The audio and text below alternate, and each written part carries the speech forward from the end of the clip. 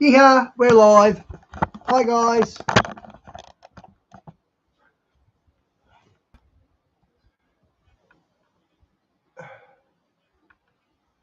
What's going on?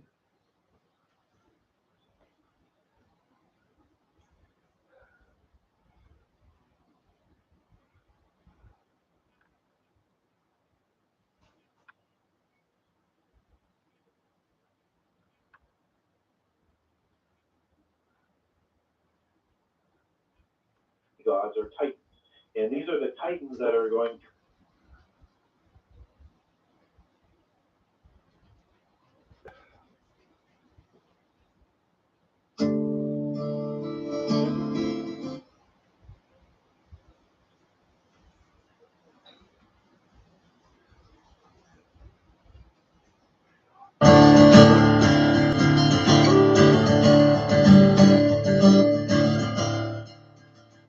Hey, everybody. This is Sam Taylor of the Called Out Ones podcast. This is going to be episode 4, which we're incredibly excited about. Again, I'm Sam Taylor, and with me is my dad, Pastor Ed Taylor. How are you? I'm doing great, Sam. How about you? I'm doing pretty good. It's been a long day. You even had a parent-teacher conference Hi, tonight. good to see you. Yeah, that was it was good. Yeah, it's nice to get to see the class. Everything's so small. Uh-huh. It's tiny. Yeah. So it made me feel kind of cool. Yeah. And how's it feel to be on the other side of that rather than the student? Now you're the parent. I still kind of wanted to get in trouble. So, but no, we're really excited about this episode. We have Gary Wayne, author, researcher, and I know you're going to do a little bit more of an introduction, but he's offered to join us today. And having just read kind of a beginning portion of his book, got it for my birthday, but having had the opportunity to listen to him quite a bit. Right. Interact through Q&A sessions. We had him on one time with the Lion Has Roared Sabbath Saturday. Yeah. So I'm really excited to dive right in and give him as much time as he wants. Yeah, amen. Well, it's exciting to have Gary with us, and he really has been a blessing from the first I've never heard an interview of Gary Wayne's that I didn't enjoy. time I heard him. In LHR, like we meet on Saturday nights for our Bible study, and everybody's just excited. I think most of the folks have gotten the book and they've begun the journey of reading it, and it's really thrilling. And, it's always been on my heart, Sam, as a part of this. This, we've talked about it, to be focused on discipleship. Yes. That we make disciples, and but a part of that is we need that disciple is to be a learner, a student, we need to grow. And so we ought to be pushing the envelope in our learning. And there are going to be sessions like tonight where we examine things. And I guess I call it an anchored speculation. Yeah, that's my favorite way you've put it. It's so far. anchored to the Word of God. Right. And that's a great segue into introducing Gary, because I tell you what, if Gary Wayne, author, researcher, author of his latest book, The Genesis 6 Conspiracy, and it is literally an encyclopedia. Yeah. I mean, he is filled with so much knowledge as far as the research that he's done. And one of the many things I so appreciate about Gary is that he's a believer, and I can bear witness to the Spirit in him. But he is anchored to the Word of God.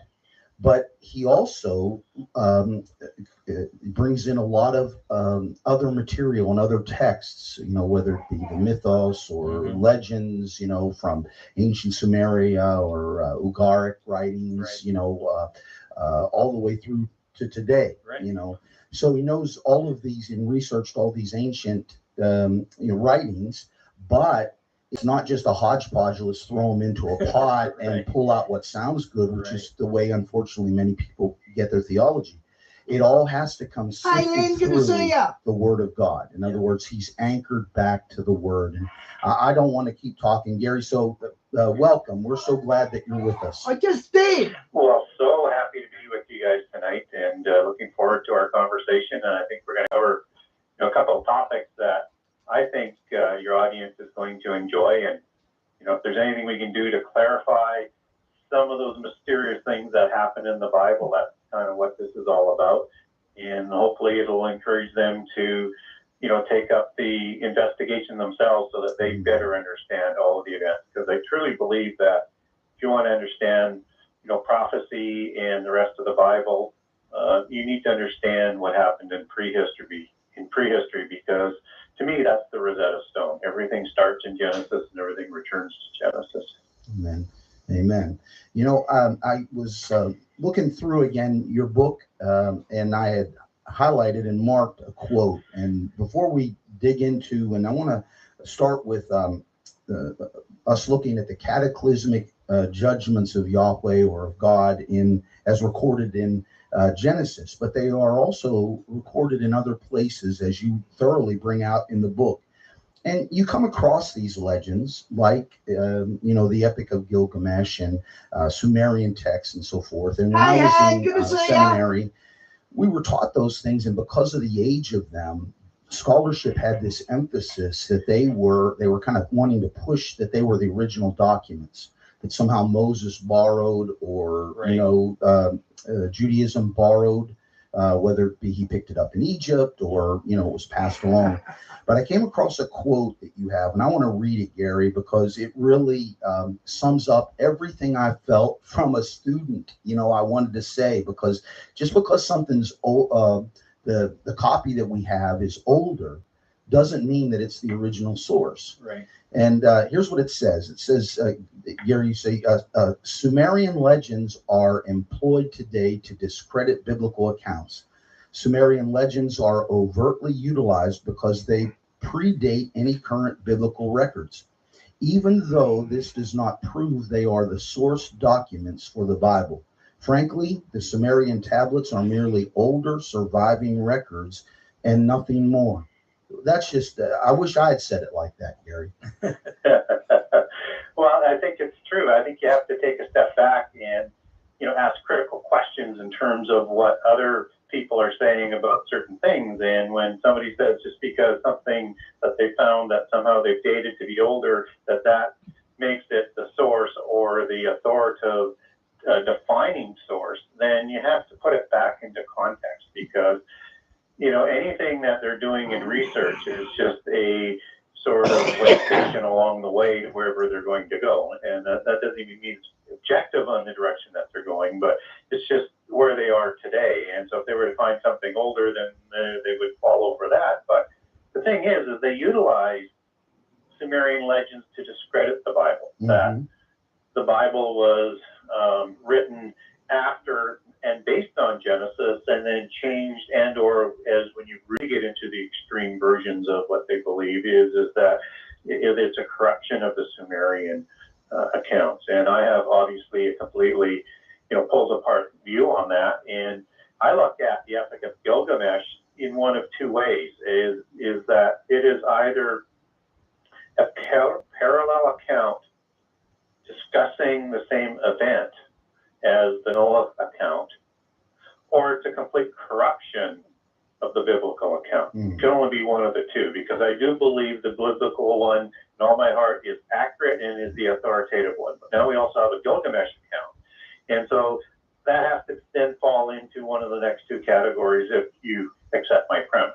Now, I also can understand that people could flip that around, but I'm a Christian, and I firmly believe that they are two different accounts, because even though they seem the same on the macro level, and pardon the pun, but the devil's in the details. Right. Like, they're two distinctly different accounts.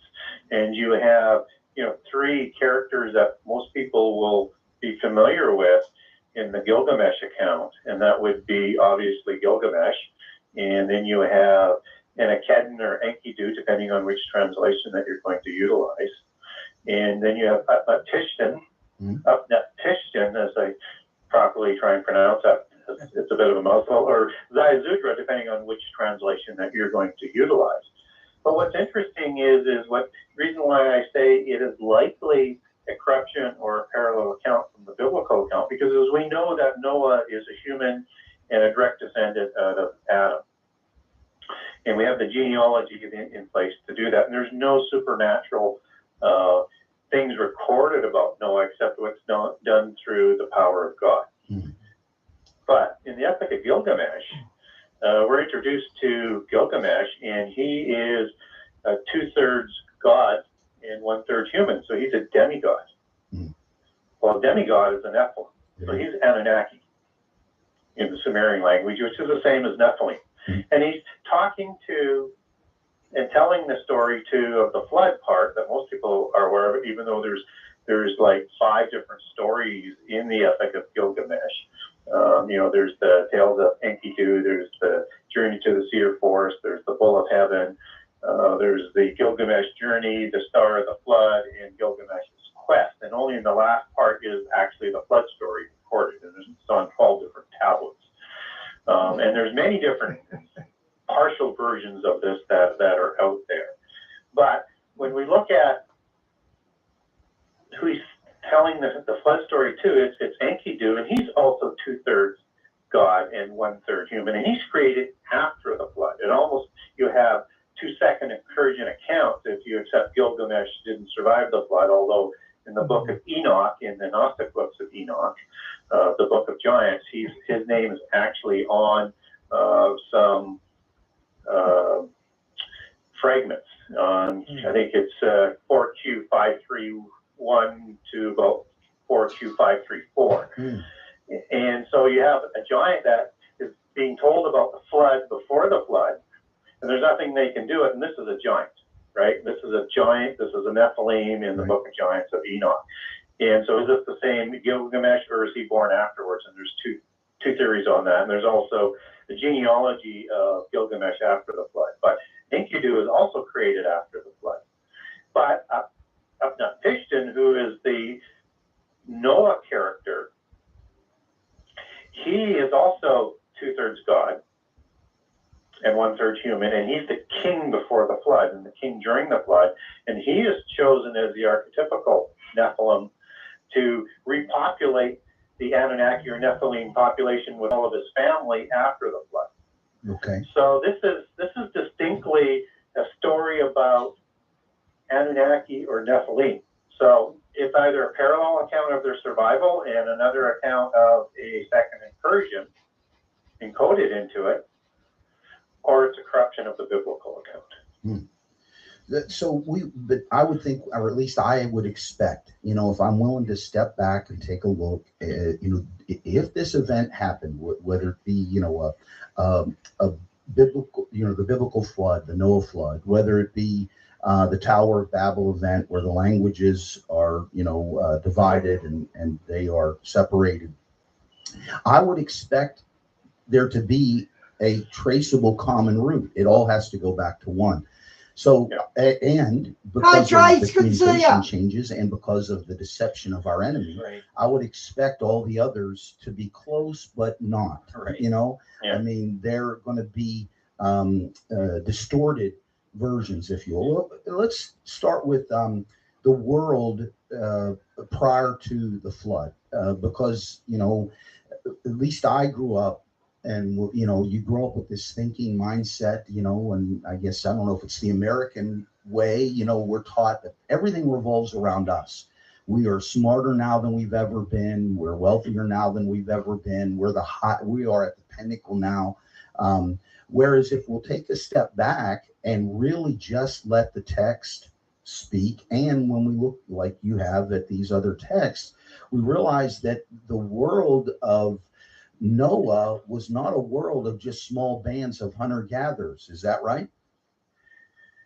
Yeah, no, it was which is what you really think before you know what's going on. You don't think there's millions of people pre-flood, but apparently there was. Completely developed world, and it's important to understand that, because again, as I said earlier, you need to understand Genesis to understand the end time and prophecy, and so much else in the Bible is Jesus said that, the end time or his second coming, the signs of the end of the age that he discusses, will be like the days of Noah. Right. And so if our technology is continuing to advance, and it's like the days of Noah, and I think like the days of Noah in all aspects, and that civilization and that technology was as at least as great as what we have today, or even greater, and we're still chasing that, depending on when the end time actually gets here. And so this had a whole bunch of different things going on there than what we're told about in the Bible. It's hinted at in some areas, but we're not told a whole lot about it. We're told about the creation of the giants and the Nephilim, and we're told about the world being corrupt, and the world is violent, and God is totally disappointed that he is going to bring about a flood to give humankind a second chance. And we hear of some descendants of Cain, and when we get into Jubal and Nama and Tubal-Cain and Lamech as the parent of those four, we get a few innocuous comments about technology that kind of goes overlooked, right? So you have Tubal-Cain, who is like is said to have forged tools and bronze and iron, right? Right. And Cain being the same name as Kenite, which is Kenites were supposed to be master craftsmen after the flood. And so you also have Jubal, who invents music, which is a significant piece of sort of technology that comes together, because you have to understand not only sounds, but you have to understand the math and the writing that goes into making music, right? To be able to make it. And then you have Jubal, who was basically kind of nomadic and into ranching and lived in tents, right? So you don't get a whole bunch. But what you learn very quickly, though, is that if you search other accounts, they expand on this significantly. And Freemasonry, which is certainly not biblical in any stretch of the imagination, but they bring some context to it. And because they believe that these four, Tubal, Nama, Jubal, and Jubal, are patriarchs of their organization that was created before the flood, just as Enoch, son of Cain, is, just as Lamech is, and just as Cain is. And also understand that there's a Lamech and there's an Enoch in the Sethian line. These are different people. These are the Sethites. I'm talking about Cainites.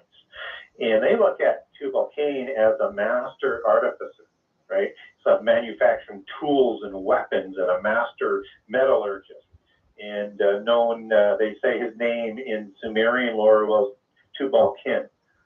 And Nama was sort of an inventor of weaving. And of course, Jubal is reiterated as inventing music, and Jubal is talked about as starting the fifth science, which is geometry or masonry. And so this hints at the seven sacred sciences that mysticism and secret societies are built upon. And these are the sciences that are taught to Cain by Adam, and Adam learns them in their belief system in Eden.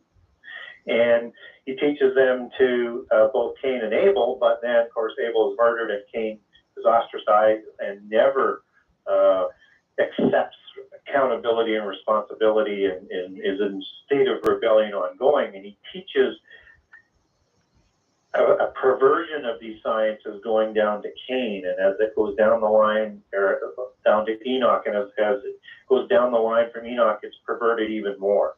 And so the sciences are no longer utilized to honor the God of the universe. They're no longer to give him credit for everything. And it's designed to lead people away from God. And that's what science and religion has done since then. And so they took these great sciences and they took them to a level that is greater than what we have today, and building great things like geometry or masonry, which Freemasonry comes from, like the pyramid, and all these great megaliths that are unaccounted for in science, that they struggle to right. They just appeared at different times, and the people didn't interact. And as you're sharing, I'm drawn back to, and you cover it thoroughly in your book, these Atlantean legends, or Atlantis. Exactly what I was thinking about as he was talking about kind of backsliding after having been, using the sciences to give glory. Right. So Yeah. that would have been that fits in then as a pre-flood Yes. civilization, correct? Yes. Yeah. And let me just take a few seconds to link that into Atlantis, because I think that's a good parallel out of another religion and mythology, right? Out of the polytheism of Greek prehistory and mythology. And so it's the creation of these sciences that they have to deal with as they're trying to lead people away from God in rebellion. And they're going to corrupt the world with these sciences and creating all sorts of technologies and corrupting the genomes of plant life and corrupting animal life, so the whole world becomes corrupt. So now let's take that idea. Let me just back up one more step. And in the 6th generation, the descendants of Cain, the development of mysticism and the secret societies, they now partner with the sons of God in Genesis 6 to create the Nephilim. So now you have a partnership of the descendants of Cain, the fallen angels, to give them even more additional knowledge to develop the technology. So you have Cain, fallen angels, mysticism, secret societies, and Nephilim. And the Nephilim usurp the world's kingships and impose this mystical religion, which is the sun-worshipping religion of Enoch the evil son of Cain, on the whole world, and that's what they're trying to do. So let's talk about Atlantis. So now in Atlantis, you have the god Poseidon, which is a fallen angel, and he's one of 7 of the great angels in Greek mythology, and 7 watchers, whether or not it's from Enoch, or 7 gods of Mount Olympus, or the 7 mountains out of Chinese history. This is a constant in prehistory, just like the flood and giants are, and pyramids, and there's so many things that are consistent. So Poseidon takes a human female by the name of Clymene, and she gets pregnant 5 times and has 5 sets of twins, and they become giant demigods or titans. And these are the titans that are going to rule Atlantis. And in the beginning, according to Plato, in either there's 2 accounts that he did. One was Timaeus, and the other one was Critias. He has, and one's not complete, but he talks about this. And in the beginning, as they like to recall it, is that these kingships that were employing these mystical religions and these great wizards, which are the priests of the Atlantean world. So when you see like those wizards that are in Harry Potter or in Lord of the Rings or Merlin, that's an Atlantean wizard, right? That's the priest of mysticism. Okay, just understand the allegory, and they partner with the kingships. And so these demigods that are ruling, at first, they're said to rule judiciously according to Greek mythology and other accounts around the world, but their human portion, either through generations or just because they're partly human, because they're a hybrid between God or fallen angel and human, starts to take over, and they become nasty individuals. They become tyrants. That's the word where tyrants comes from, is the tyranny out of the titans of Greek mythology, Tyrannos, right? And they slowly start to be very destructive in the world of starting wars and falling more and more and more into evil. And they rebel against the gods as opposed to just rebelling against God in the monotheist version, where the gods rise up and they put down the rebellion, right? And then afterwards, the gods say that the world is corrupt and we're going to bring instead of just a flood, although I make a case in the book that the flood story is greater than just the flood, it's just the most significant aspect.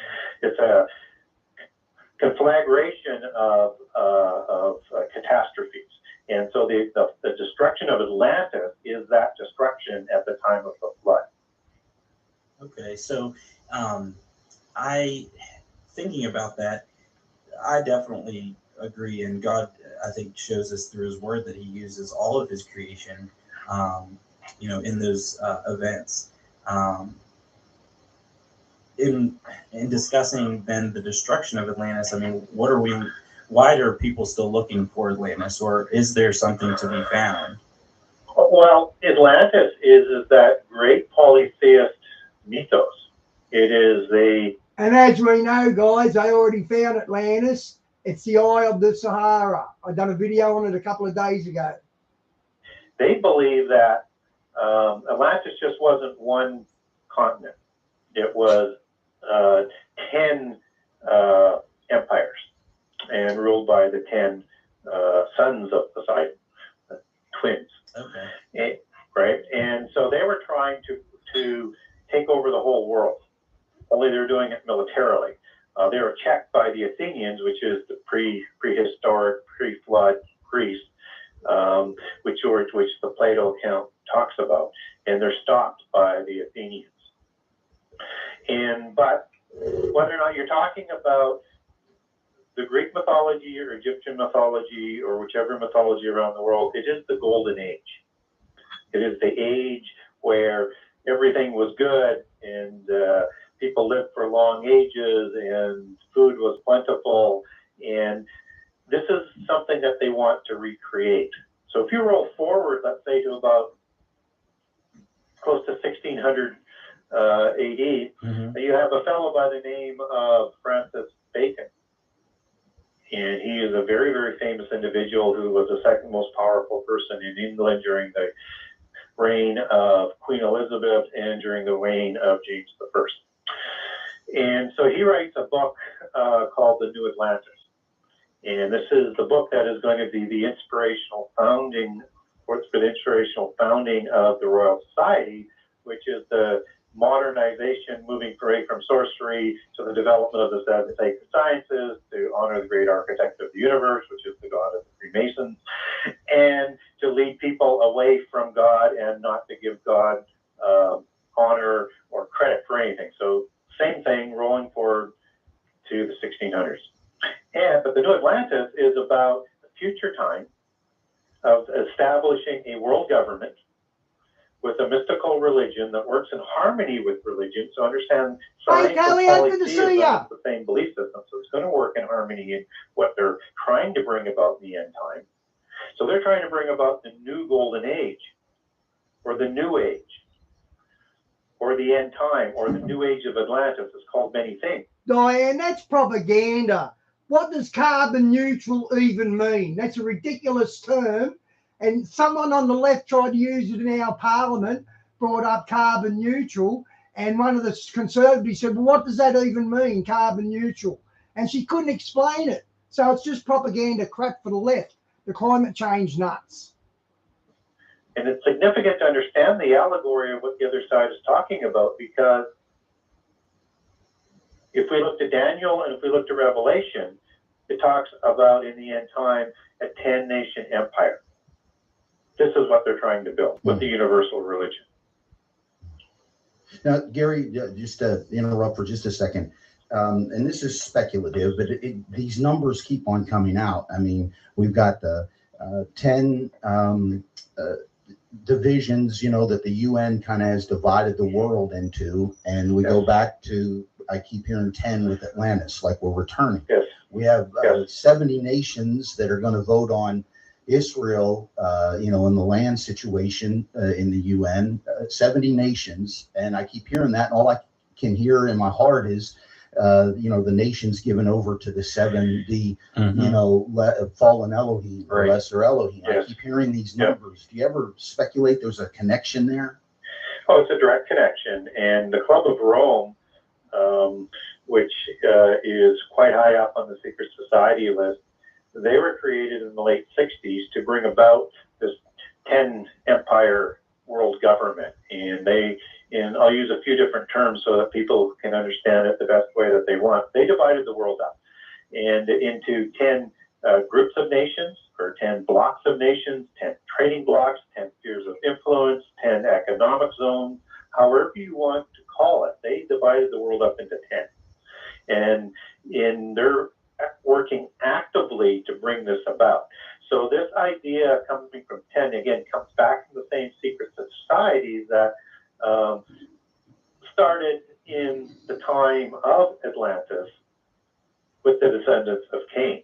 So this is a 6,000-year conspiracy that they've been trying to bring about. And the first flood is the first apocalypse, right? And it's the apocalypse by water. The second apocalypse is the apocalypse by fire. Right, And people need to understand that these groups and these descendants of these giants have been trying to bring this about since their creation, to rebel against God and to establish their own realm separate and away from God. And they, the flood thwarted them the first time. Babel was another prevention. They were stopped at Sodom and Gomorrah, and they've been trying all throughout history to bring this about.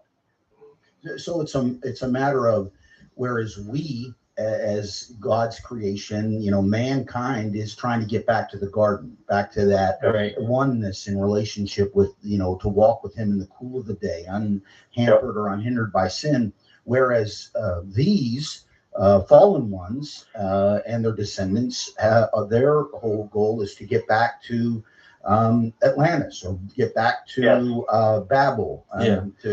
That's an important point for me. I mean, I remember asking that question before, actually, when we had Gary on before, and I guess as a believer, my thing is always, I mean, God wins. it's there, and Jesus went down and told them it's done. So it's just hard for me to try to figure out, what are they, what's the end game? What are they thinking, right? Yeah. So let me answer that in two portions, because there's two aspects here. First, you have the immortals and the demons, and how do you answer that question with them? And the second one is with the humans. And so I'll start with the immortals. Sure. The angels rebelled. Well, that makes no sense. They know how powerful God is. Right. They know they can't win. You can't defeat the all-powerful. No matter how powerful you are, you're still not as powerful as God. So they know they can't win.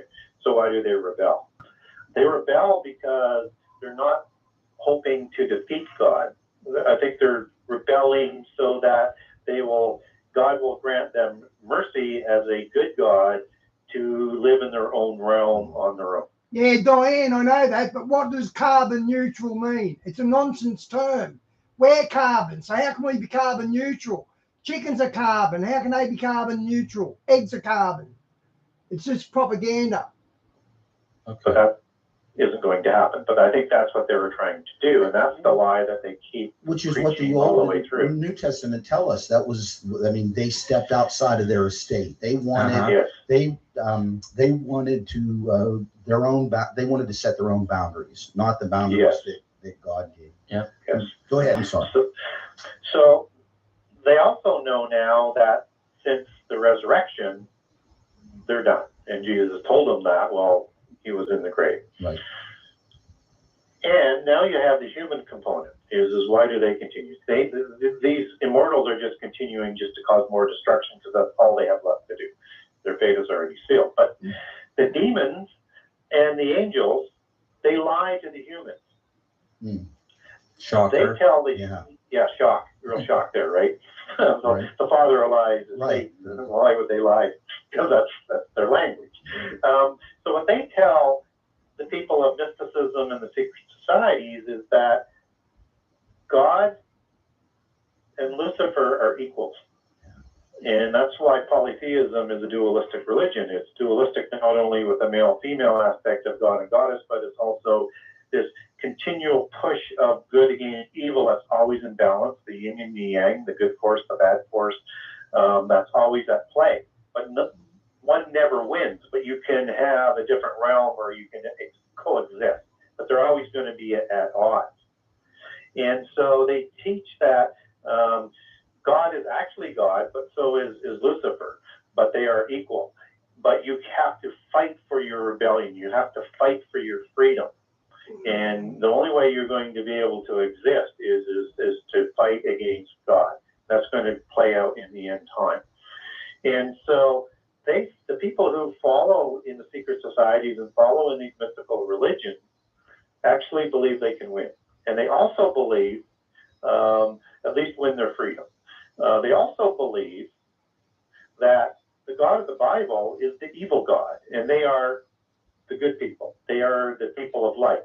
That's why Freemasonry calls themselves the children of light. That's why everything they talk about as being illuminated or enlightened. That's why light is so very, very important. That's why in the Bible we're forewarned about that Satan masquerades as an angel of light. Yeah. So, Right. so that's what the idea is, that the Nakash in the garden, it was he was trying to help us to get this knowledge, this wisdom. He was trying to God the Father, or Yahweh, was holding something back from us, and so he's being portrayed deceptively so, but he's being portrayed as one who's trying to help us. Is that right?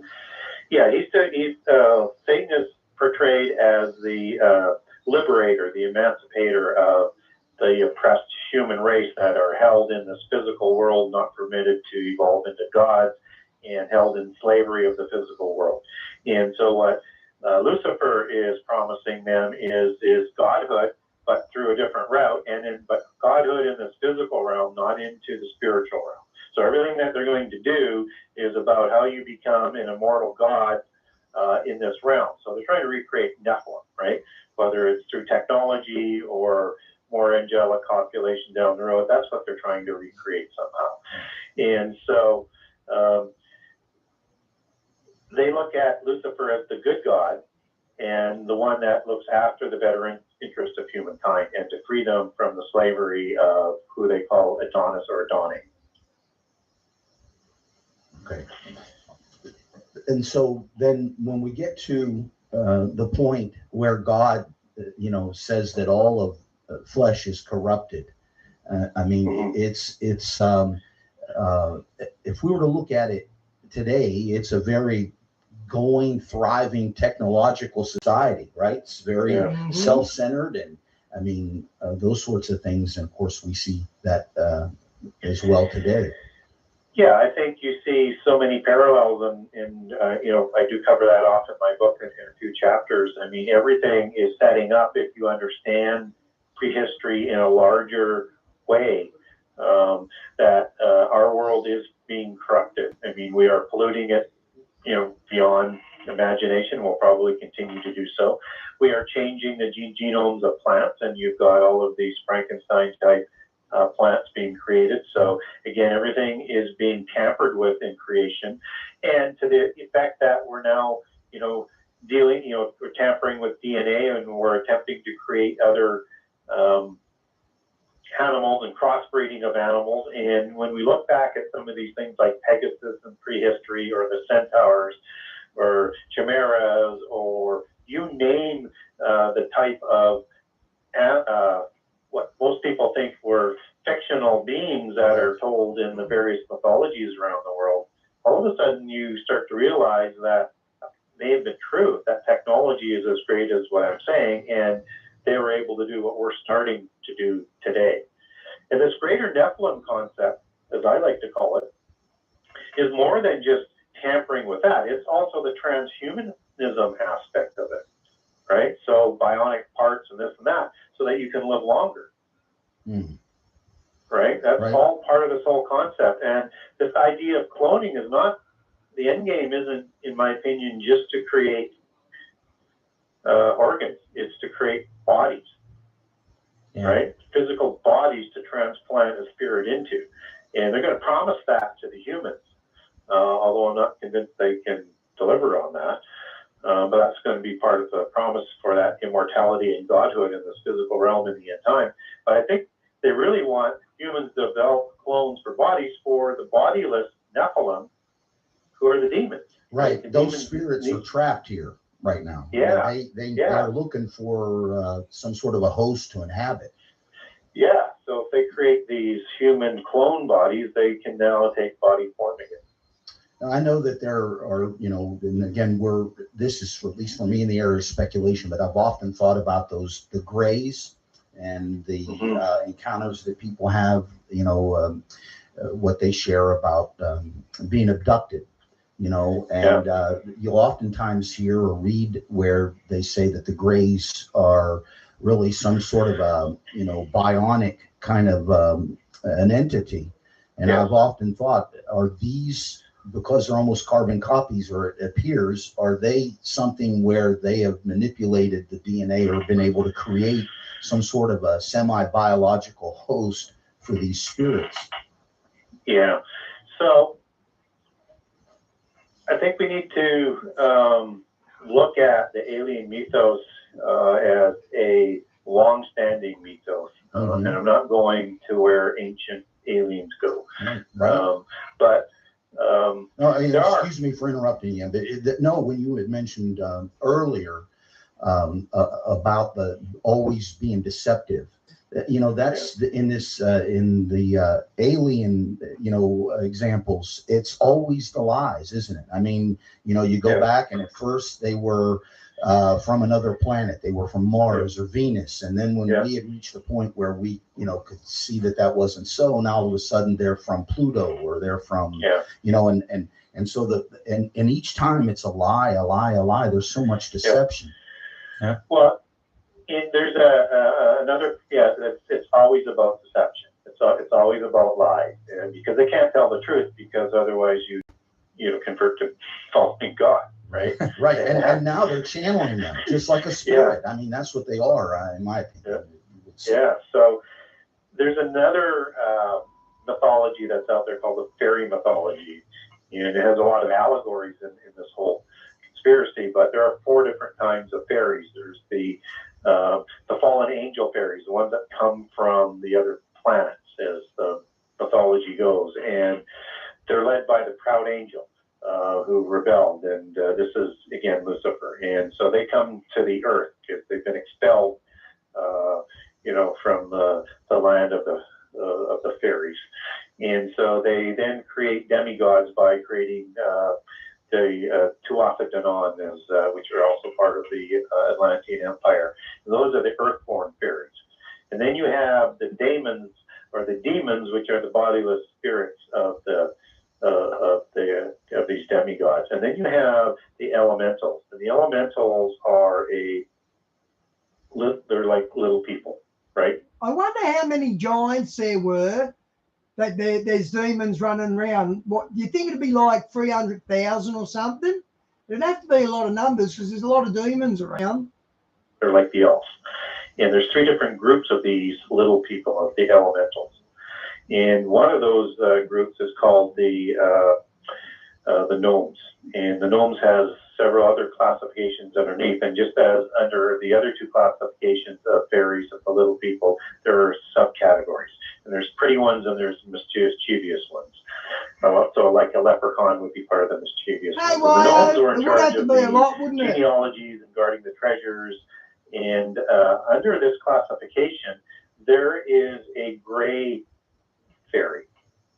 And this gray fairy comes through portals with flying machines.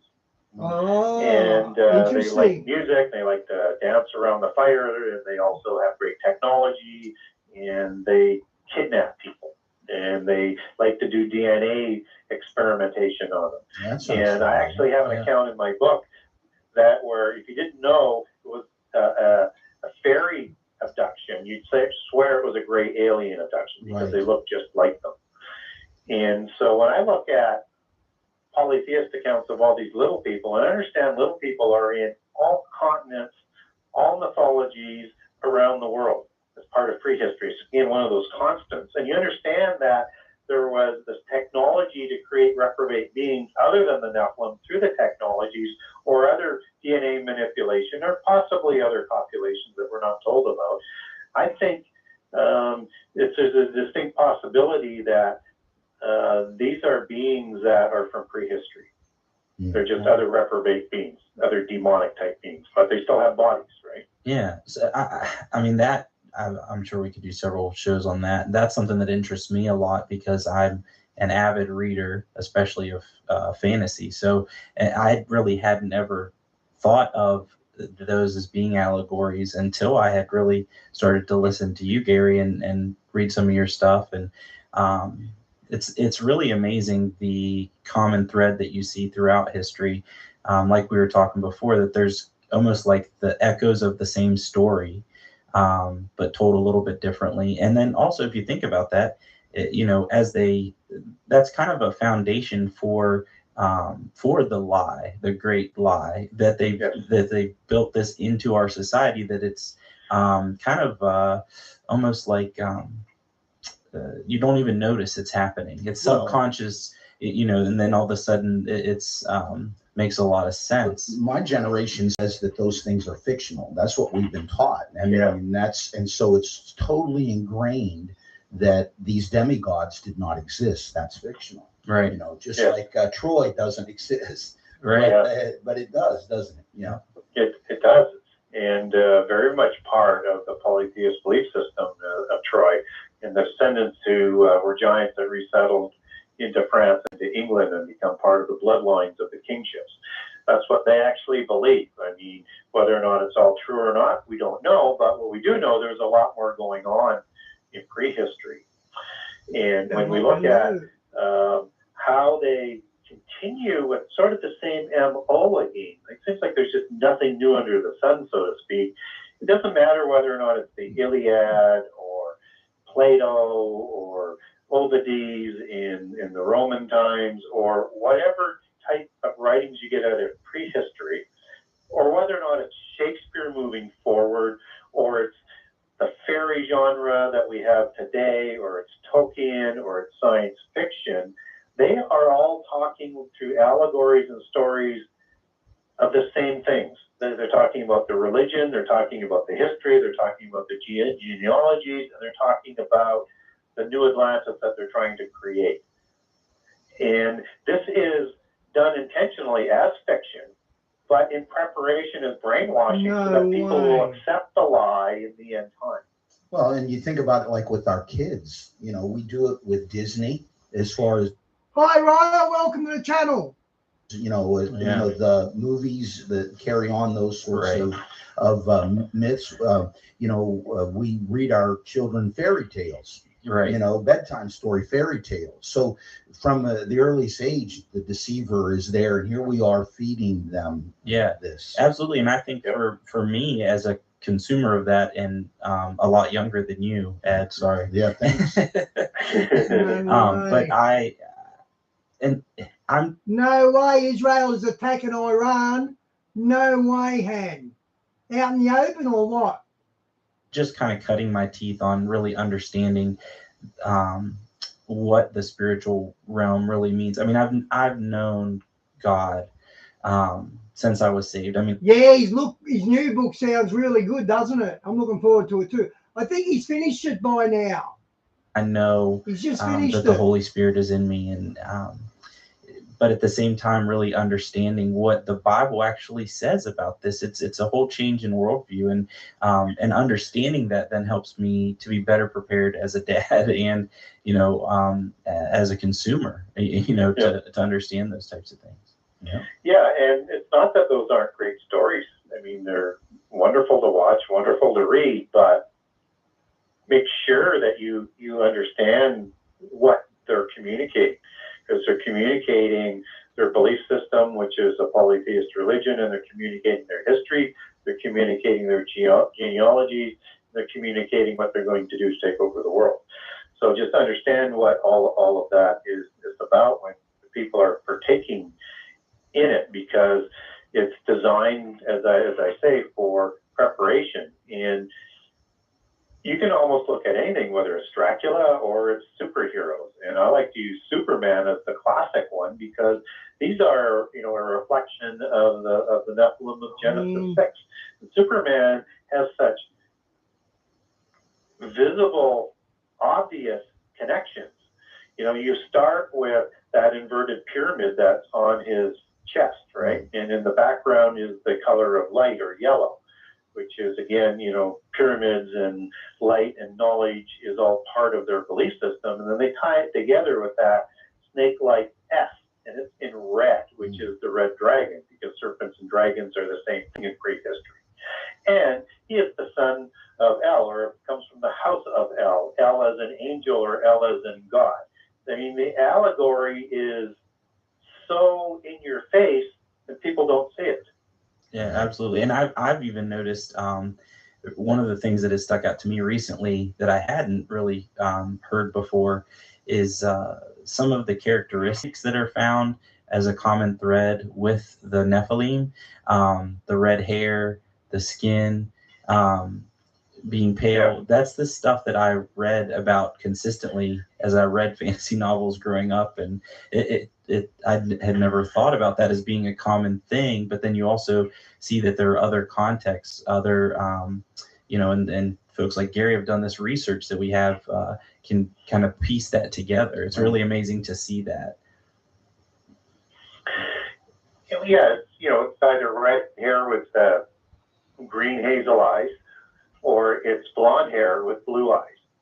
And depending on how they want to use that allegory and where they want to take it, as they encode it into stories, understand that that is taking back to their belief system. I mean, just because you have red hair and green eyes doesn't mean you're Nephilim, but understand it's their allegory, right? And so when you have Dracula, that is your sort of archetypical Scythian and archetypical blood drinking, which is a Nephilim trait, and a vampire, which goes back to their mysticism, and he has red hair and green eyes, and how he's originally created. That's there for a reason. So then, Gary, how do you what comes across your imagination in Noah's day? What the world would have been like? Well, I would imagine that whether or not they had the same pollution we have today or not in parts of the world, but I imagine it as a very high-tech society, and I imagine it as what you see very much what the Atlantean mythology has, where you've got spaceships and things like that. I think it was to that degree of technology, and I think they had totally changed the whole world, and we're going to continue to corrupt the world. I mean, God says the whole world was corrupt. I believe that, but it was this high-tech, anti-God world who were trying to create gods on earth. Because you have to remember that not only did Satan promise godhood in Eden, but that's what the Nephilim, the original generation, were. They were demigods because they had the immortal spirit put in human bodies through population, right? But God limited life to 120 years. So they've been chasing that immortality ever since. And you think that explains some of the rites that we see, especially among the royals, or maybe blue bloods, as far as mummification and the care that they take of the bodies, like in Egypt or Mesoamerica? Yeah, I mean, that all goes to the reincarnation concept of coming back time after time to evolve into gods. Although the demigods, they don't tend to come back to their bodies. They tend to, in their allegories, they tend to become a star or something like Osiris in a constellation. But when you get inside their belief system, they believe in something called Vril. That's V-R-I-L. And that's this whole sort of religious thing of something in the blood. And they actually believe in the Vril ideology that because those are the pure bloodlines that came down from the Nephilim that are in the royal families, and this is also not only a Nazi Germany concept of Vril, it's also a Rosicrucian doctrine that was passed on to the Nazis. That if you can backwards engineer the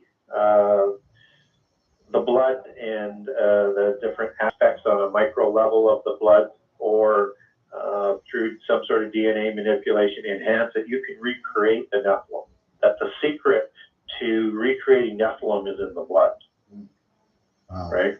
Wow. And that's Vril was a significant ideology in the Nazi system, which people know as the geneticists and the new man concept. And of course, they had the other color Nephilim traits, which were the blonde hair and the blue eyes, which are the Atlanteans, or Thule, as they called it in their belief system, which was a parallel society in prehistory, which they called the Aryans. I just can't get over, at least in me. And of course, we always feel like it's, when God puts that on our heart, it's at the forefront. But how, when Jesus said, so just as it was in the days of Noah, so it shall be at the, coming of the Son of Man. I just look around and, you're talking about the genetics. Just this week, I read a piece where somebody in the midst of transgendering from female to male has gotten pregnant. And so you actually are having in a way, a male having a child. I mean, that's the way the article brought forth, the UK having combined parents, and it's just the steps we have taken genetically that we know about. Right. I can't imagine what's going on, that we don't know about. And I can't get past the changes, because Jesus goes on to talk about the earthquakes and, the geological, changes, geophysical changes. And boy, we just see those just like birth pangs intensifying, as each day goes by. I mean, today, we had the record as long as they've been keeping records, the deepest earthquake ever. You read, we have the coldest ever, right? The hottest ever, the driest ever.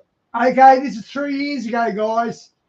The wet. I mean, I can't watch, just going and looking around the world at news and every day there are floods. I mean, landslides, mudslides, not just the water rising, but I mean, these torrents. It doesn't matter if it's in Asia, it doesn't matter what continent it's on. These cataclysmic events are just intensifying. The meteors and the fireballs. I mean, so I see a parallel. My spirit cries out that in this parallel, whether or not I don't know how much further we have to go. Right. We could just be at the very beginning of this, but boy, it just seems to me that we are coming alongside the days of Noah. I certainly think we are, and those are definitely birth pangs that you're talking about, and they are definitely quickening. And it's also interesting to note that how the world is handling these things, and they don't look towards the Bible. They look towards any other reason other than what's written in the Bible. Anything. Right? Right. Anything. Yeah. Anything is acceptable, no matter how implausible or how ridiculous, as long as it doesn't signify that it was prophesied in the Bible. And secondly, is they want to make sure that nothing is accredited to God, because that's again one of the constitutive things about the start of the mystical religions. And so they create these rouges and then utilize it to try and bring about the New World Order. And so, global warming is one of those, I think, significant items. And people again probably, and some people will say, if he doesn't believe in global warming, then what else is he saying we should be aware of? But I go back to the creation of global warming, and it was basically made popular through the efforts of this Club of Rome again, because it's one of those things that transcends all borders to drive people or cattle herd them like cattle, which they consider we are, into world government, because anything to do with the environment transcends all borders. And so they also had some other ideas that would permeate around the world, like overpopulation, and they also had peak oil in there, and all things that they could utilize to create sort of panic and drive people into their open arms and their belief system. I think that you bring up a really important point with the environment, particularly, that's a real common thread as well, that we can handle this creation, that we in our sin. I mean, that's something that I think we grab onto. I mean, you look at the things like the DNA manipulation, working with plants and things like that. It's like, God cursed Adam to toil, and let's play with this and make it easier. And Right. we got this, we'll figure it out. Second go around, we'll make sure that we have enough food for the Nephilim and they don't have to eat people. And yeah. It's the height of arrogance, isn't it? Yes. I mean, being egocentric, to think, I go back to like manipulating the weather. Who doesn't think about if we push these winds around or these systems around, it might have an effect. There might be a domino effect or a chain reaction.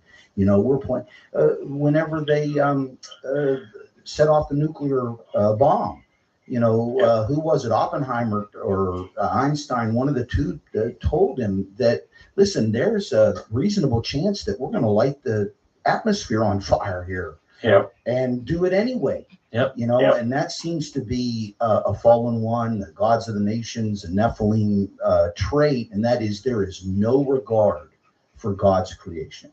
None. No respect for it whatsoever. And, this idea, and you just know that, everything that is in science, everything that's in environmentalism is so anti-Christian and is so anti-God. And again, all things, as long as it doesn't connect back to God, are acceptable to believe. And it's absolutely ridiculous. And it's all politicized as well. And so it's all connected to an agenda. And their agenda is the Babel syndrome. It's always, it's whether it's nuclear weapons, it's we're going to destroy ourselves from the face of the earth. If it's global warming, we're going to destroy ourselves from the face of the earth. If it's the environment, we're going to destroy ourselves. If it's disease, you see about these scare tactics on diseases all the time, although I do recognize that's also one of the birth pangs. And it's all to unite under one world government and one religion, lest we destroy ourselves from the face of the planet. And that's exactly what happened at Babel. And I think too, it's very interesting.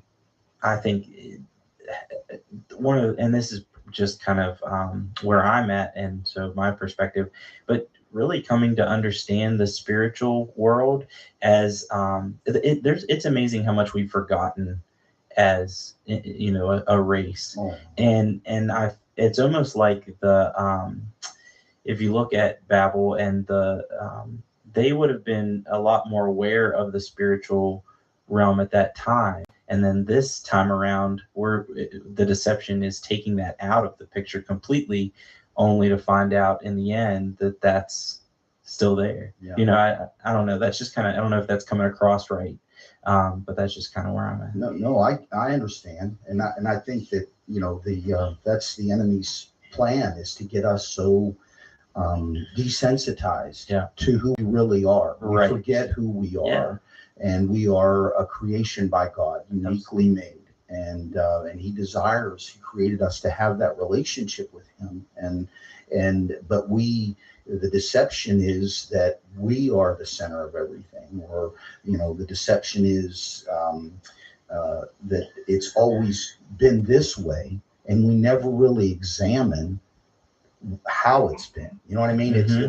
We're intentionally kept in the dark. And I believe God's opening up, unveiling a lot of that these days. Yeah. I mean, at least there seems to be in the circles that I run in, that people are becoming more and more responsive to a supernatural, God-centered supernatural worldview, as opposed to a Christian evangelical biblical in a building the way it's been always shall be world since Constantine. Yeah, you can only go back a few hundred years. Yes. Yeah. I'm sorry, Gary, we're monopolizing over here. Well, that's okay. I'm just listening intently. I just think it's amazing all the more, when you consider that, and how no doubt when God looked down and said that it's entirely corrupt, save Noah, and that the fact that he loves us so much, to what he did in order to not just get Noah through that, but all the way through to Calvary, and to this very day. God loves us very much. Amen. Whether or not we respond to that love, he loves us very much. He sure does. Amen. one of my favorite passages in Genesis is when God makes clothes for Adam and Eve. That's always been, I don't know, that just to me that's almost like the first time that it's just like, I mean, I don't know, I see a whole picture, which is the way that I'm made. I always imagine things, but I can just see him there shaking his head, but he's making the clothes for him. I feel like that was the lesson, I'm going to take care of you. I love it. I wonder how long the clothes lasted for too. Yeah. Did they actually wear out? I mean, you could ask a few questions on it. You don't really get any answers on it, but that brings up an interesting thing, Gary, with Adam's garment or cloak, because that carries on, doesn't it? Well, certainly in some other accounts, those clothing, like in the Book of Yashar, although Yashar's a kind of a questionable source, I mean, those clothes go all the way down, inherited generation after generation, and then it's suspected that Ham actually steals the clothes when he goes up into see Noah when he's drunk, and then he passes those clothes on to Cush, who passes them on to Nimrod. And in the Book of Yashar, that is kind of the reason on how Nimrod becomes Nephilim at that point. Yeah. Because the power that comes with those clothes. Yeah, it's interesting. Isn't that? But we don't have anything in the Bible to substantiate that. So, but it's an interesting story, and it's an interesting translation in the King James Version where it says Nimrod began to be Gibberim, right? Not born Gibberim, but began to be, and so it kind of partially answers that, or there's something else that's going on, but something changes with Nimrod there for sure. And if you take, that word, began back to Hebrew, ancient Hebrew, it's more defined as breaking of a word or a bond. So there's this rebellion there that goes on with Nimrod that is sort of inexplicable and not really explained. And that word, Hebrew word is chilal, if I recall rightly, and it means to, break your word or to become profane. So something happens there. We're just not told what. And I know a lot of people like to look at Nimrod as Nephilim, but Gibberim is not necessarily Nephilim, and I make a pretty good case for that in the book. But I think if you want to carry that argument a bit forward, you have to understand that Gibberim, actually is a word that is mighty one, as it's translated in the King James Version, and they're also called people of renown or heroes of old, right? So Nephilim can be Gibberim, but humans can't be Nephilim. You're right. You have to be born of a son of angel, and Nephilim can be Gibberim because they're tyrants and they're mighty ones. So Nimrod's called Gibberim, so that's how people will say that he is Nephilim, except that he's father, son of Cush. We don't know who the mother is, but there's nothing there to say there was an angelic copulation there to create him as Gibberim or as Nephilim. And Gibberim is also used in other areas in the Bible in terms of not referring to Nephilim. And so if you go to into the Psalms, into 103:20, it has his angels that excel in strength, and that, if you take that back, goes back to Gibberim. That's amazing. Well, yeah, and just as with the mighty men of David, Gibberim is used there. Right. So are we saying those were Nephilim as well? I think not. I mean, I think it's more of a trait, right? Right. A military trait of a mighty one. Definitely strong, powerful, tyrant, good hunters, great warriors, but not necessarily Nephilim. No, I understand what you're saying. I think there's room for, I mean, I'm open to either one, both. I believe that there could have been a change, I think that. I agree because of that word began. Right. And so what made him to become like a Nephilim, to be like, but not Nephilim, but called Gibberim, right? Right. And if you get into Genesis 6, and the reason why I make that distinction as well is that, you have Nephilim and there were also, mighty ones of old. That's where Gibberim comes in, but they were Nephilim, right? Right. Nope. And nowhere is Nimrod called Nephilim, but he is Gibberim. Right, and some see that, at least if not synonymous, they seem connected. Yes, because they were powerful ones. Yes, right? They were tyrants. Right. And Nimrod was a powerful hunter, powerful warrior, and a tyrant, but not necessarily Nephilim. But something changed. So was it technology that was at Babel? Was it the clothes? Right. Was it the Was it clothes? something Was else, it the DNA manipulate? Exactly. Right. Yeah. Yeah, and So- I mean, Yeah, I could. and the answer could be yes. I could jump higher when I wore Nikes. Yeah. I found that out. Well, I know we're kind of running down to the end of the time here, but Gary, you've done such outstanding work, and there we might think, well, how does that connect with us? Well, we've already discussed how that maybe we need to take a fresh look at our worldview in light of Scripture, and not what the commentaries say, but let's just go to the Word and go to God and do a little, be a methotaste, be a disciple, be a student on our own. But we might think, well, what in the world does that time, Noah, Noah's time, or even Babel have to do with today? And you build such a case for tracing these secret societies that it's, that have continued through, from Atlantis through the flood, or, and to this very day, and they're disguised in these secret societies, these polytheistic religions. Maybe you could just spend a moment talking about that. Yeah, and I mentioned earlier on in the telecast that it was the seven sacred sciences with Cain and Enoch, and Cain and Enoch are the two greatest patriarchs of Freemasonry and the inventors of all of the polytheist religions. And so they create the secret societies of that time. They have their own records, or at least recreated records, whether or not they're actual fact or not, but they do take it right back to that same period of time, and they have obviously a polytheist version of the account. And they ensure that their belief system, their organization, and as it turns out, Nephilim somehow all crossed the flood, and that turns up again at Babel.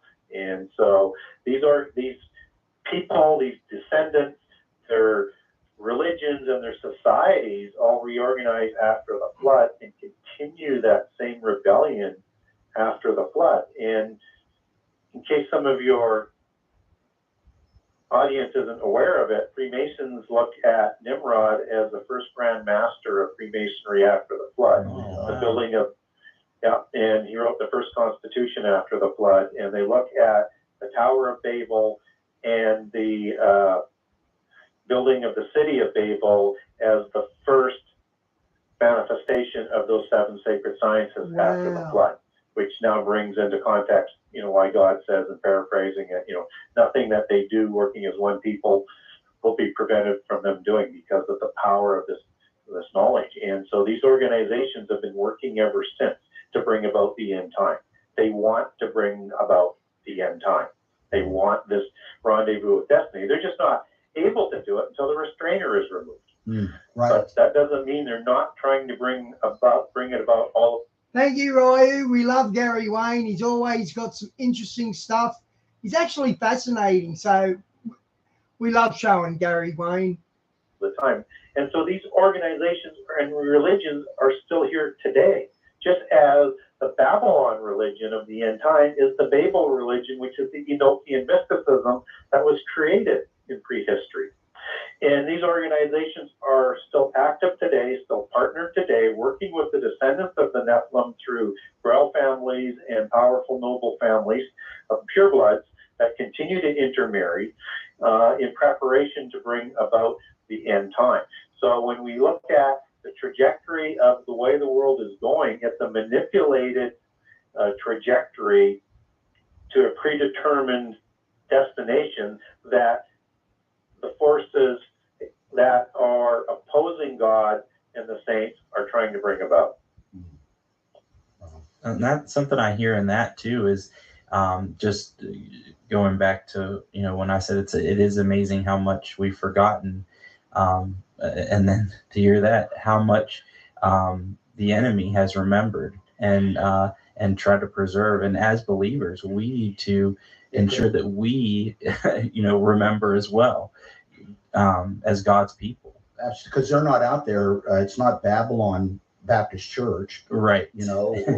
Or Nimrod. They're not coming out, and yet there's what an incredible disconnect. Yeah. For me to go to church and claim God's word is my sole authority or the authority for my life, and yet at the same time know exactly what it says about Nimrod in there.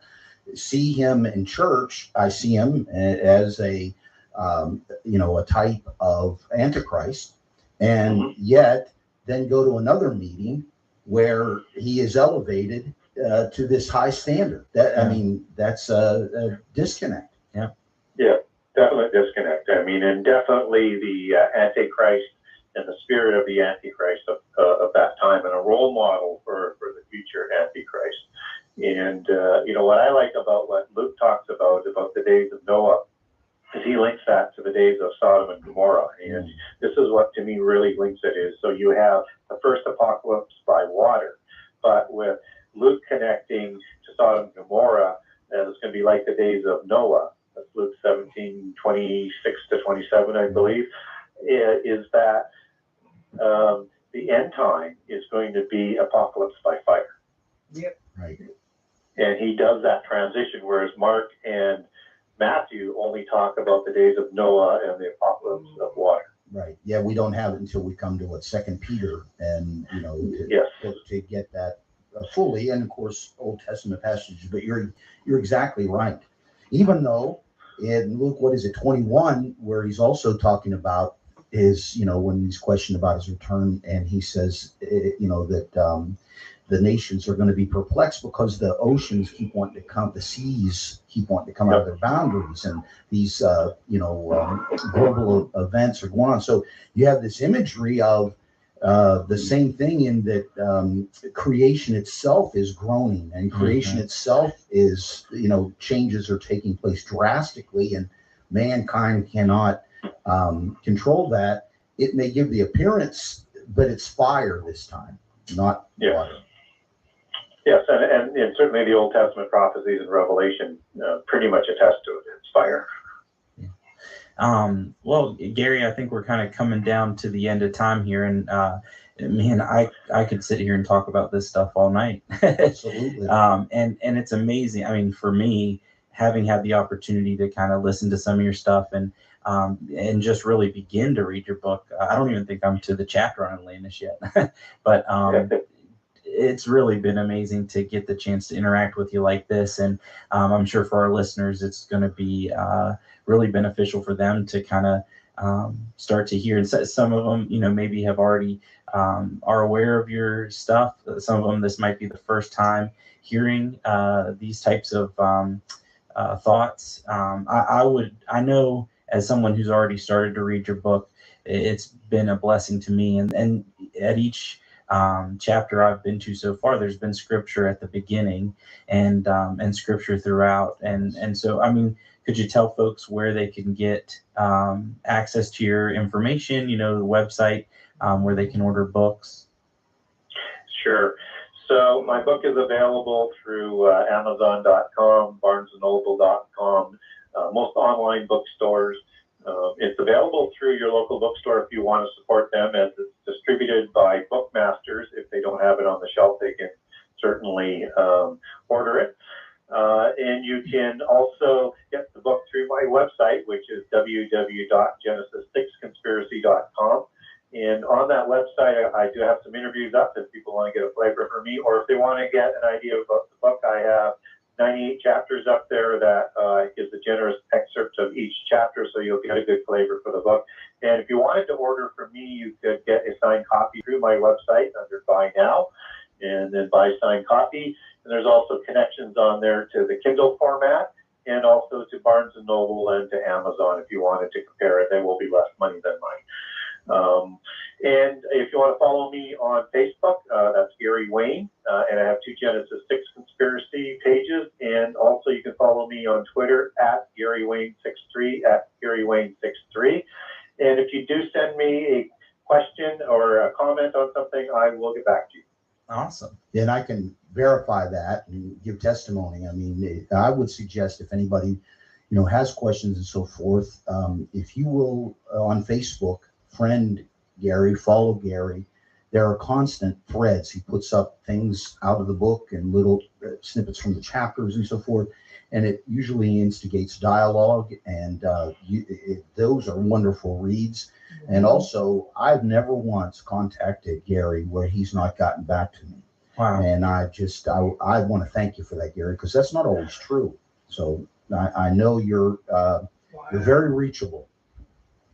Yeah, my sort of ideal or my thought is it's not about selling books. It's about communicating information. So when people are interested enough to contact me, then I am most certainly going to be motivated to contact you back and give a reply. If I don't have an answer, I'll tell you I don't know. Awesome. Well, and another thing I think for listeners to be aware of too, the amount of. Okay, guys, we'll do some more Gary Wayne. Which one was it? Bloodline of the Nephilim. Story, and you can imagine civilizations like live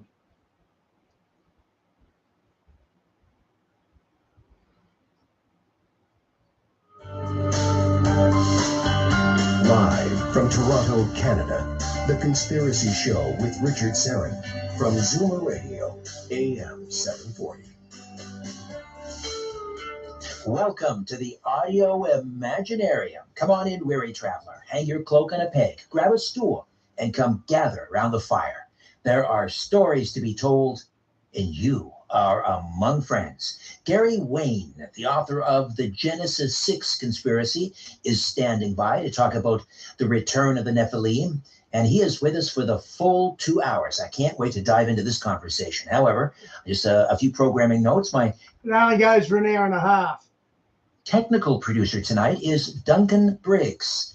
Ryan White is the YouTube live stream producer. However, no live stream tonight. That returns next week. And the audio from this transmission will be available on the YouTube channel Strange Planet within the next few days. Before we get started, I want to wish all of my Canadian listeners a happy Victoria Day. And I also want to note the passing of Stanton Friedman, who died last Monday at the age of 84. Stanton was widely considered the grandfather of modern-day ufology and the first citizen investigator to research the UFO incident at Roswell, New Mexico. And he was passionate, tireless, and just a kind, gentle soul. And he will be missed. And incidentally, I'm planning a tribute show for sometime next month. So keep checking the website, strangeplanet.ca, for details. There are giants among us, passing largely unnoticed, intent on carrying out a secret plan to enslave all humanity. They may not look like giants, but their bloodlines extend all the way back to the Nephilim, the offspring of fallen angels who mated with human women described in Genesis 6 when giants roamed the land. Gary Wayne, author of The Genesis 6 Conspiracy, How Secret Societies and the Descendants of Giants Plan to Enslave Humankind, details the role of modern-day Nephilim in Satan's plan to install the Antichrist at the end of days. Gary is a Christian contrarian who has maintained a lifelong love affair with biblical prophecy, history, and mythology. His extensive study has encompassed the Bible and Gnostic scriptures, the Quran, the Bhagavad Gita, Gilgamesh and other ancient epics, language, etymology, and secret society publications. Gary, welcome to the Conspiracy Show. How are you? Doing very well, and so excited to be invited to be on your show and talk about the Genesis 6 conspiracy and everything anybody ever wanted to know about Nephilim. Well, there is so much to discuss. We'll try to squeeze as much as we can over the next 2 hours. For those not intimately informed on the Bible, what does Genesis 6 actually say about the Nephilim? It's a very interesting chapter because it comes right after the genealogies in Genesis 5, and then it's a preamble to the flood story. So you have 4 unique, very almost odd verses in Genesis 6, 1 through 4 that describe the sons of God, who are angels, who go to the daughters of human females, have sex with them, take them as wives, and create the giants, as the King James Version states, and Nephilim as it is in other English translations, and noting that giant goes back to the Hebrew word Nephil, and the ayin is the male plural. And these were the demigods and the heroes of old and the men of renown, the mighty ones. And so we have this very interesting verse that is put in where the flood story is about to begin, because right after this account, it goes into the Noah account and the building of the ark and the flood that's coming. And it is setting the context for why the flood comes. But we're not provided any other details right there in Genesis in terms of the Nephilim. It's just sort of inserted there. And I know a lot of readers, when they go through, they read those verses, probably their eyes bug out a little bit, and then kind of keep on going because it's like, what's that all about? So, but it has so much to do with what happens in the Bible that if you don't understand what is going on with the Nephilim and the angels and the angelic rebellion, so much of the Bible does not come into focus, and the proper context is sort of overlooked. And is Genesis 6 the only place where the Nephilim are mentioned?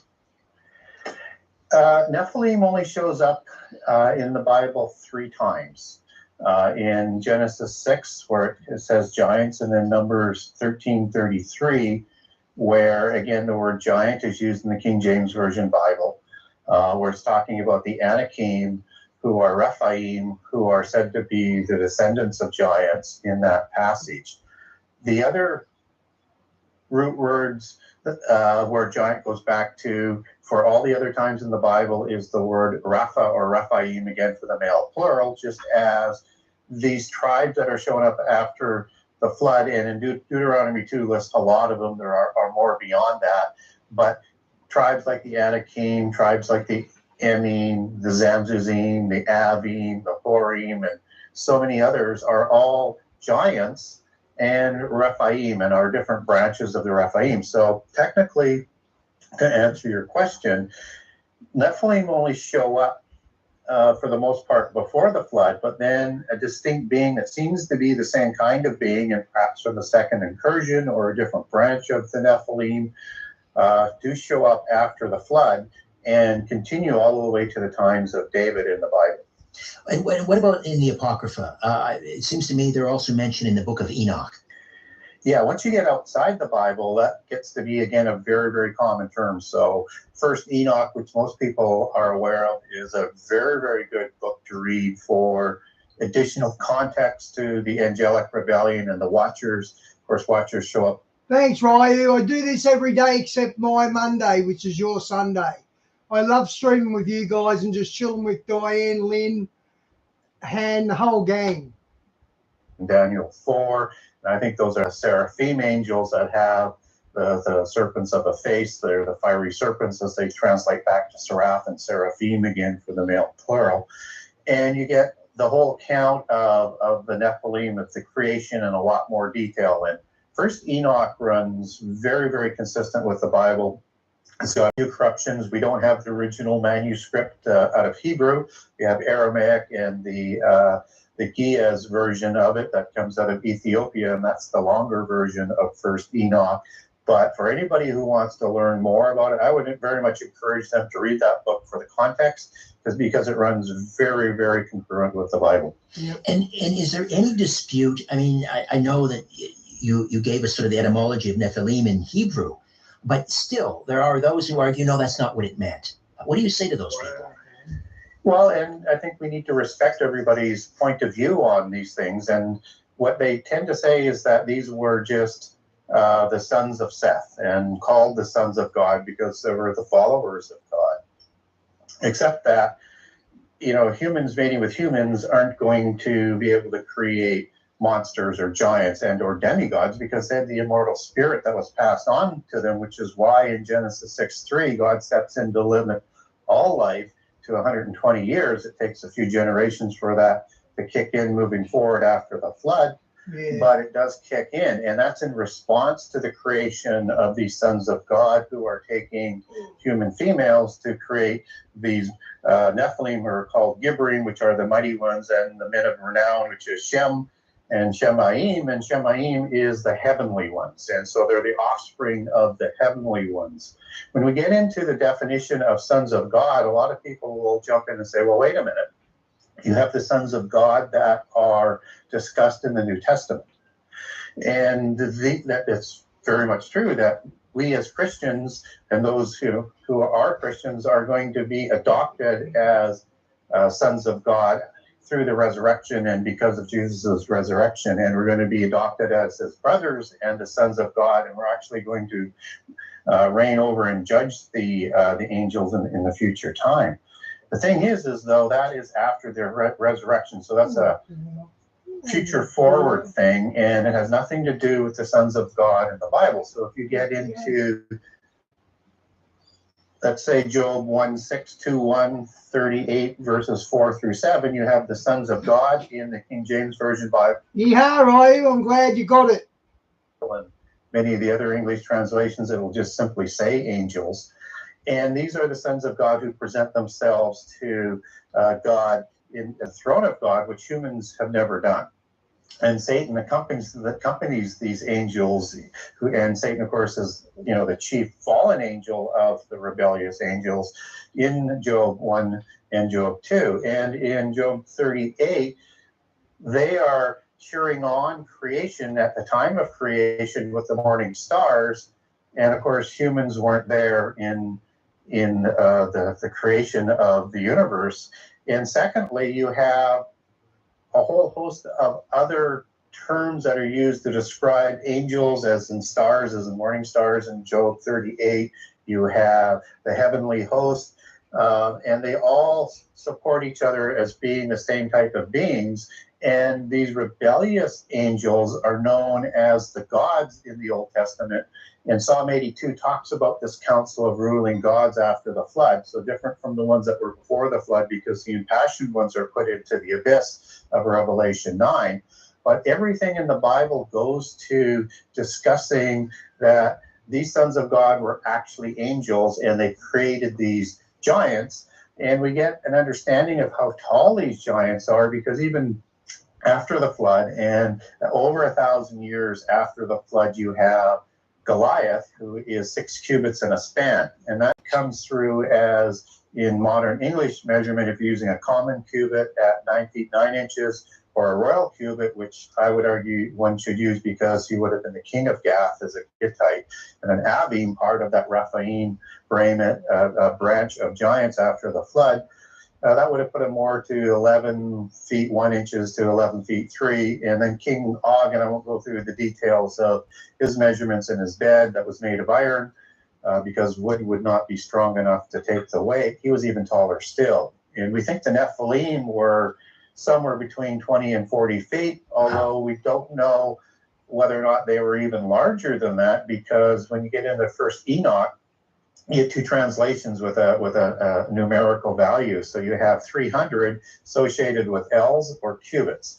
And we don't know how big an L is, but if it was cubits that they're talking about, then it'd be over 450 feet tall. But again, we don't have the original Hebrew, and we don't know what that original measurement was. So these were monsters, and they were not just tall, they were twice as wide and stocky. So where an average human would have a height-width ratio, let's say of 3-to-1 on average, these Nephilim had 2-to-1.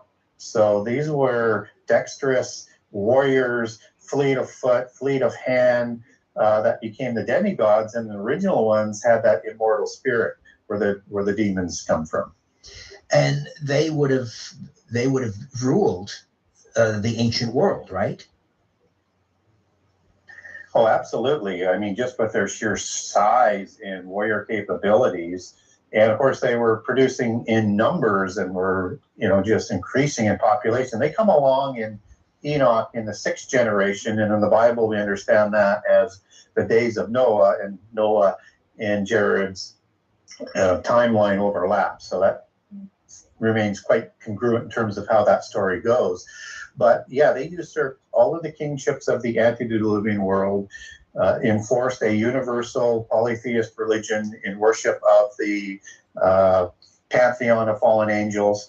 And I think it's the same pantheon that was used all around the world, just different vernacular names, both before the flood and then again after the flood.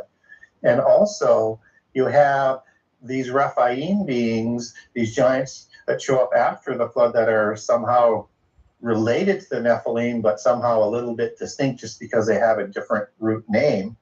And again, Rephaim goes back to the tribe of giants and or deceased spirits of the giants, of the dead.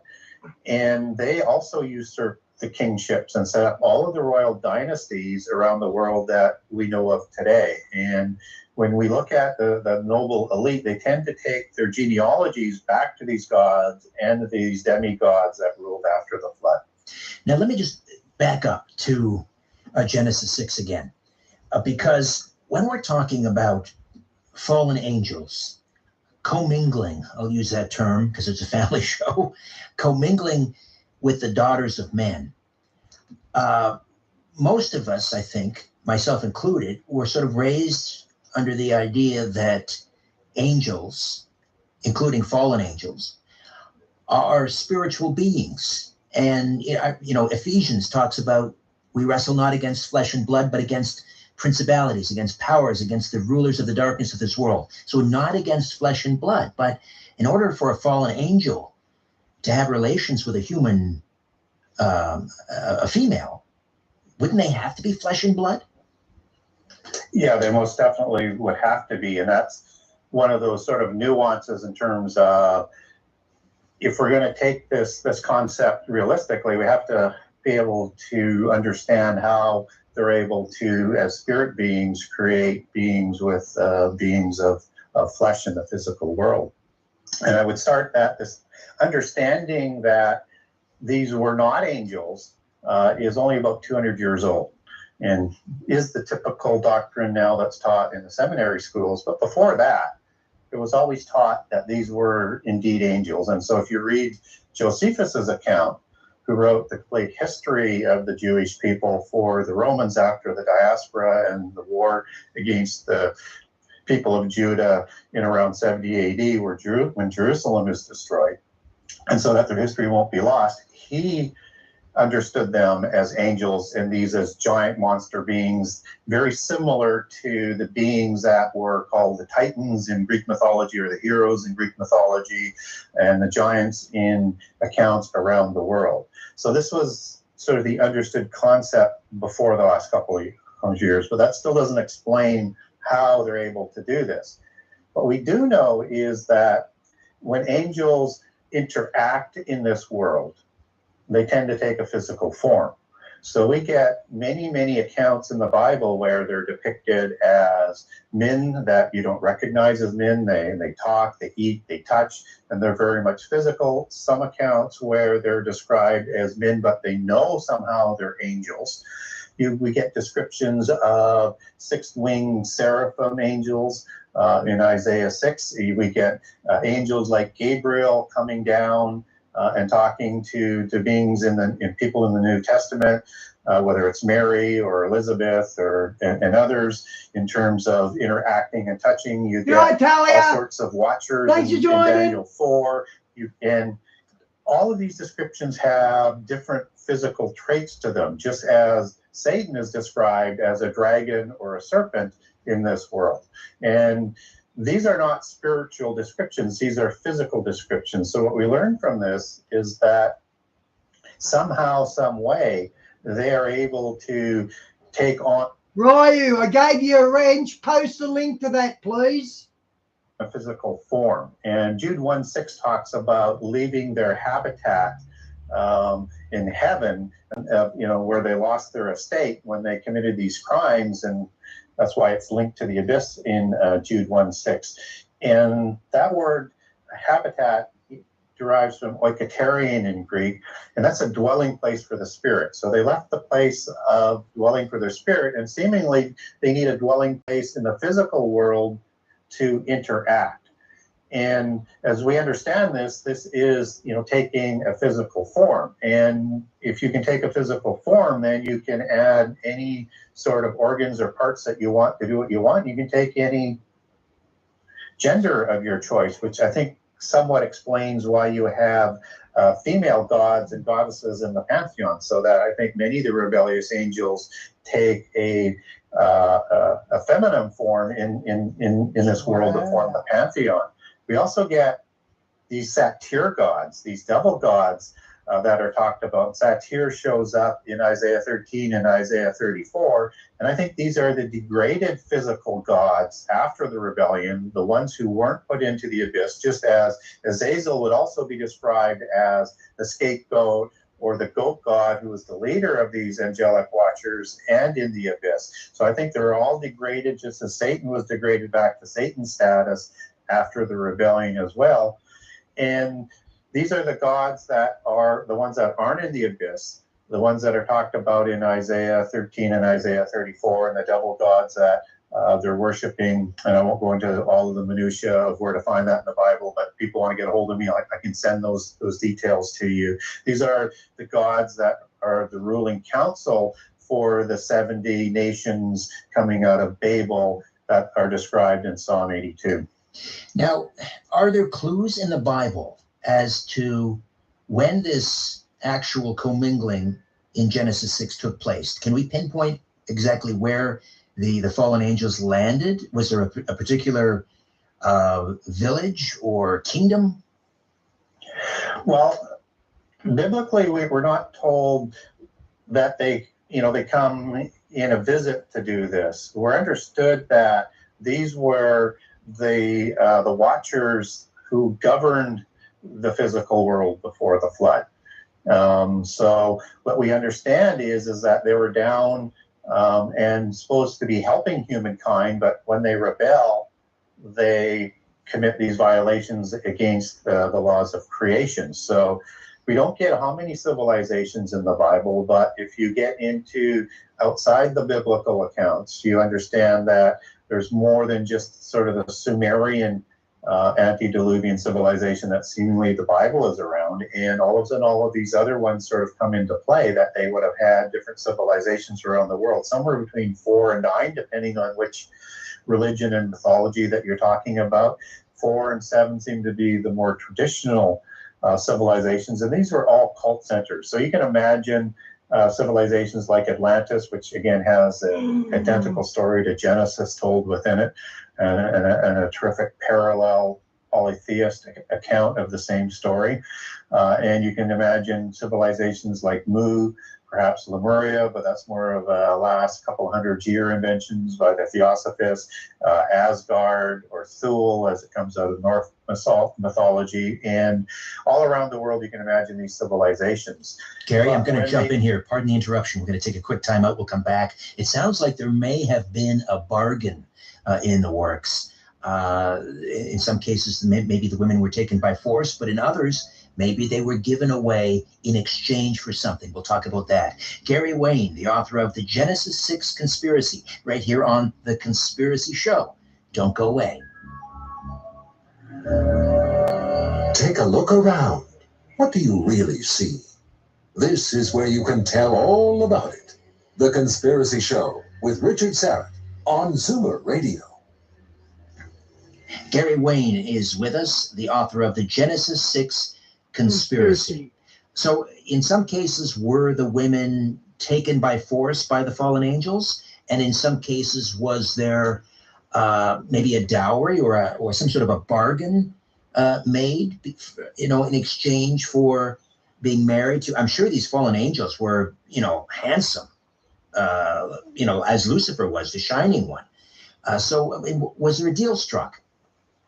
Well, I think there were, and it goes sort of hand in hand in terms of when and how they were created. And so what we're told in Enoch is that Satan leads them to Mount Hermon. Of course, Mount Hermon is in the Bible and is the region of Bashan. And so this is where it's thought that the first incursion took place. And then there would have been other incursions, because we're told that, they took anybody they chose, took any wife that they chose. And I think that they chose quite often because it says that they were created these giants then and then afterwards. We don't know whether that is for all the years until the flood came, there was multiple recreations, or that is referencing a second incursion after the flood. But we know it took place more than once, and we know they chose the wives. So whether or not they were forced or some of them volunteered, that's not clear in the Bible. But when you get outside the Bible, there is this understanding that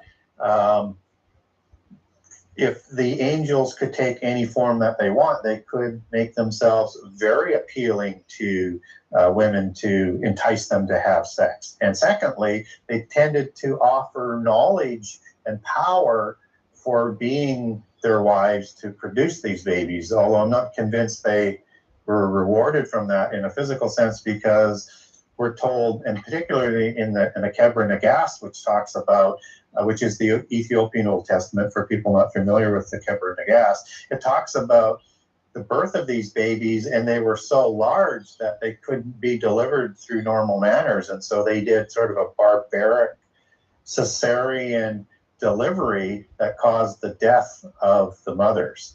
And so I think there was initially where they were enticed through knowledge, and perhaps that these angels were very appealing in terms of how they could have changed their form to do that, but they weren't able to sort of reap the reward from that, because it sounds like they died from the Kebra Nagast, and that makes sense if they're trying to deliver these monstrous sized babies, because giants would have been, giant babies as well.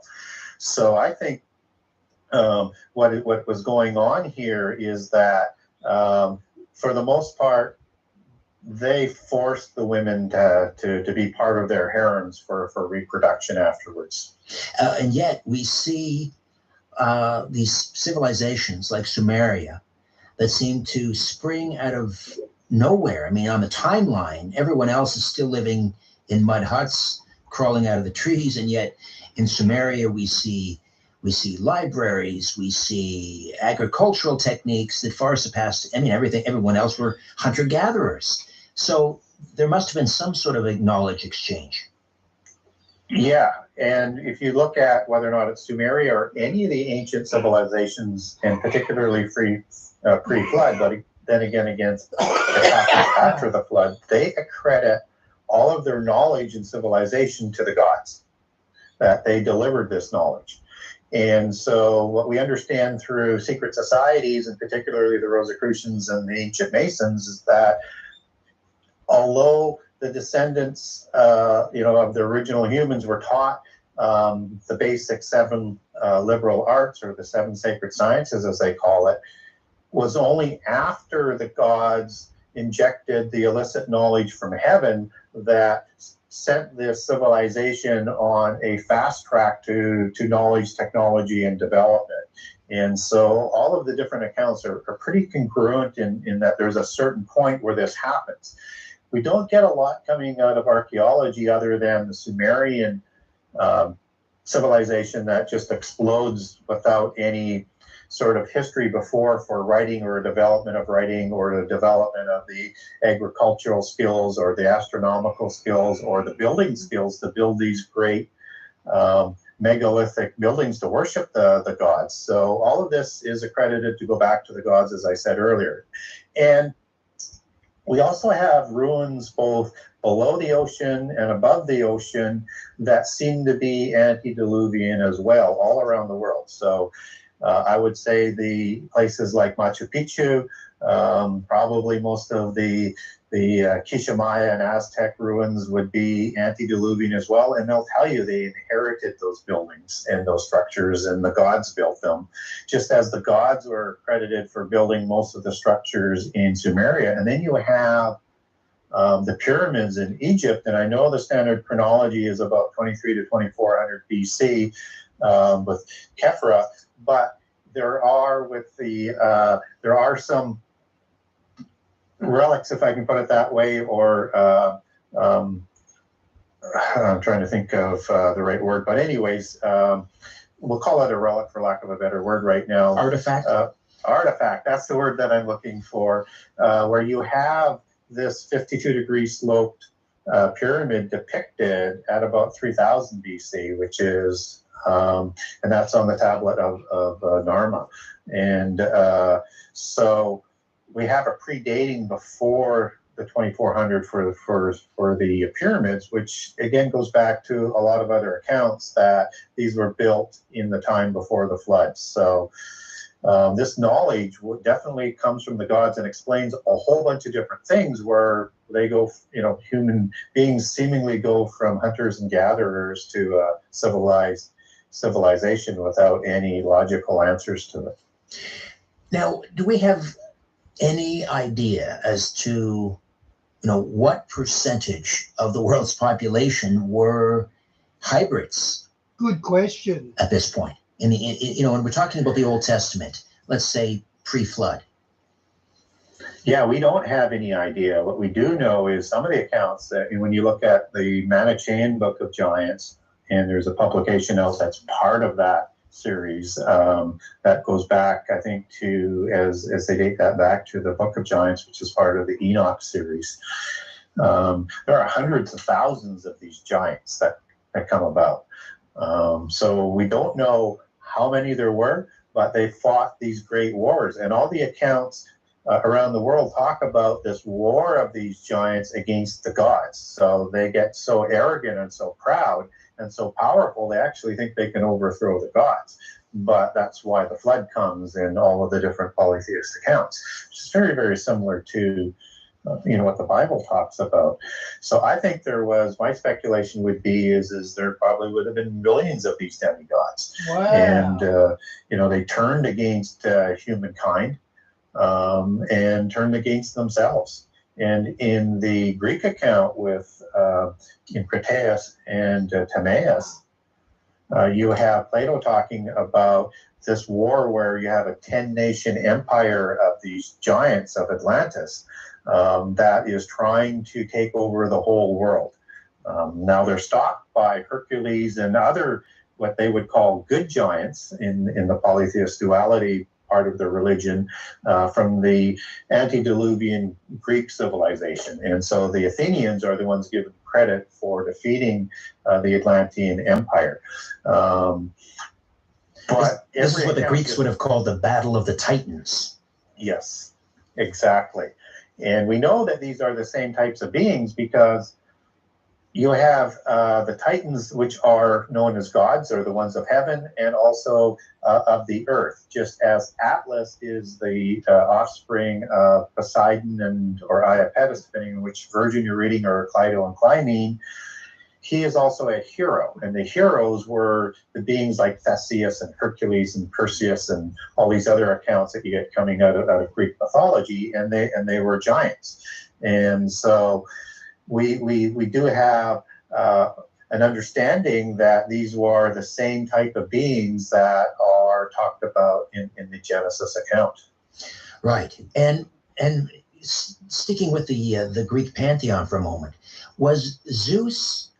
Was he a fallen angel, or was he a Nephilim? Well, that's where you get into that word of titans of heaven and titans of the earth, or the Anunnaki in the Sumerian pantheon of heaven and the Anunnaki of earth, and the different levels of the gods. So there's a definite hierarchy, and there's also what they call the parent gods. So in Greek mythology, you would have had Kronos and Gaia and a number of other gods that would be known as the parent gods. And then Zeus would be one of the offspring and part of the Mount Olympus gods. And you get sort of the same understanding in Egyptian mythology and religion with the Ogdoad gods, which gods like Ra would have been part of, and then Osiris, which would be very much similar to Zeus or Zeus, would be part of that second level. And those would be all offsprings of gods mating with gods. And so there would be the lower level of gods. All right, I've got to jump in here again. We'll take a quick time out. We'll come back and continue to discuss the Genesis 6 conspiracy with Gary Wayne right here on The Conspiracy Show. My name is Richard Serra. Don't go away. You're listening to The Conspiracy Show with Richard Serra from Zoomer Radio. Welcome back. Gary Wayne, author of The Genesis 6 Conspiracy, is with us for the full 2 hours. And we were talking about the Greek pantheon. I just wanted to circle back to the Old Testament for a moment. And I remember as a child, I was always confused, as I'm sure many young Christians were, why the God of the Old Testament seemed so wrathful. He was constantly ordering the Israelites to go into this village and smite, to kill every man, woman, and child. And that just I couldn't reconcile that with the loving God of the New Testament. And some people claim, Great question, but I know the answer though. that, oh, well, that's because it's two separate gods. And I never bought into that, of course. But in light of the fact that the gene pool was so contaminated, and there were millions of giants running around, is that what God was ordering the Israelites to destroy, these hybrids? They were demons, right?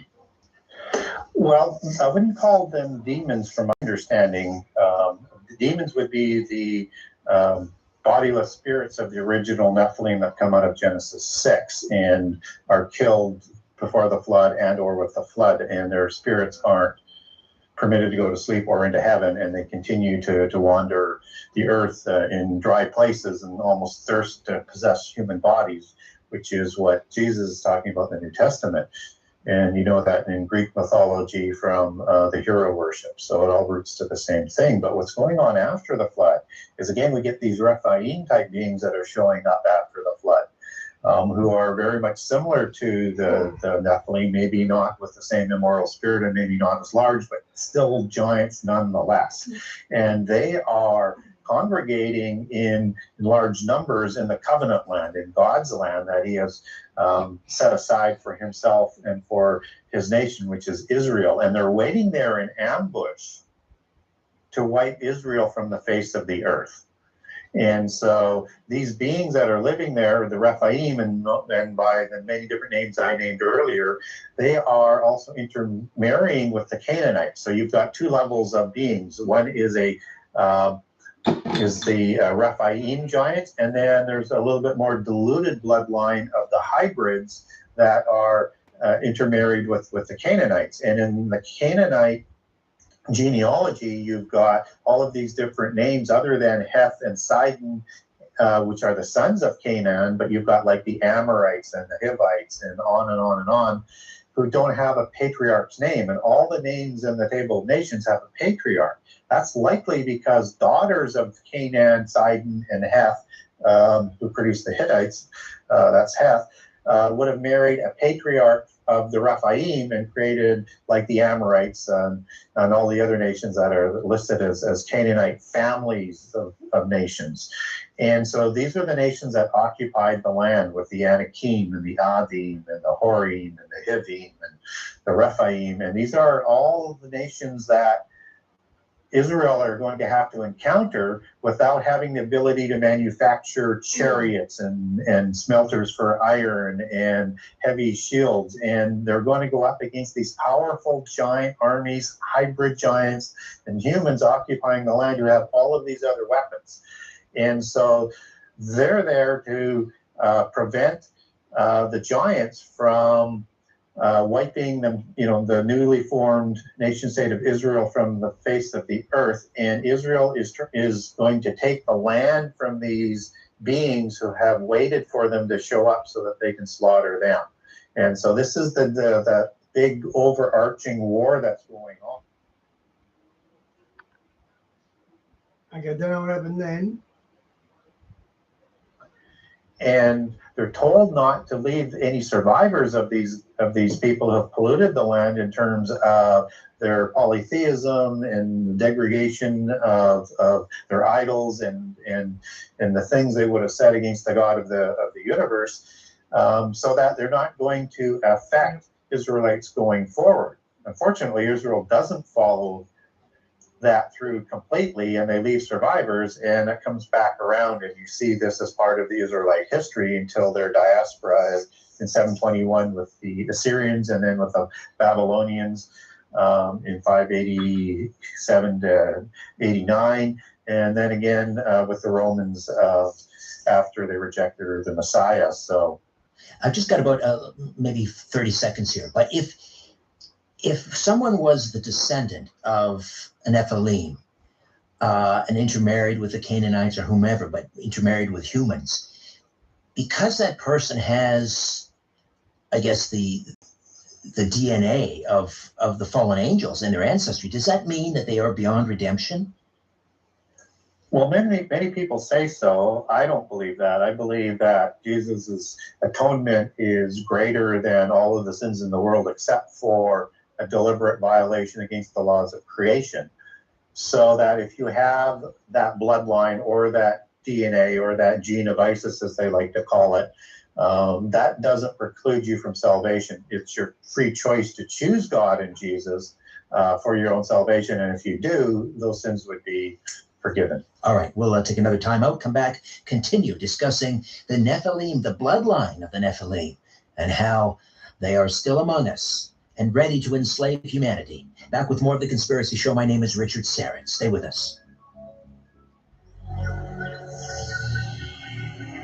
Different views make great conversation. This is The Conspiracy Show with Richard Sarin on Zoomer Radio. To speak with Richard live, call 416-360-0740 or toll free at 1-866-740-4740. We're back with Gary Wayne, the author of The Genesis 6 Conspiracy. First, how do we get a hold of the book, Gary? Well, you can get a hold of my book through my website, Genesis6conspiracy.com. That's Genesis 6 with the number 6conspiracy.com.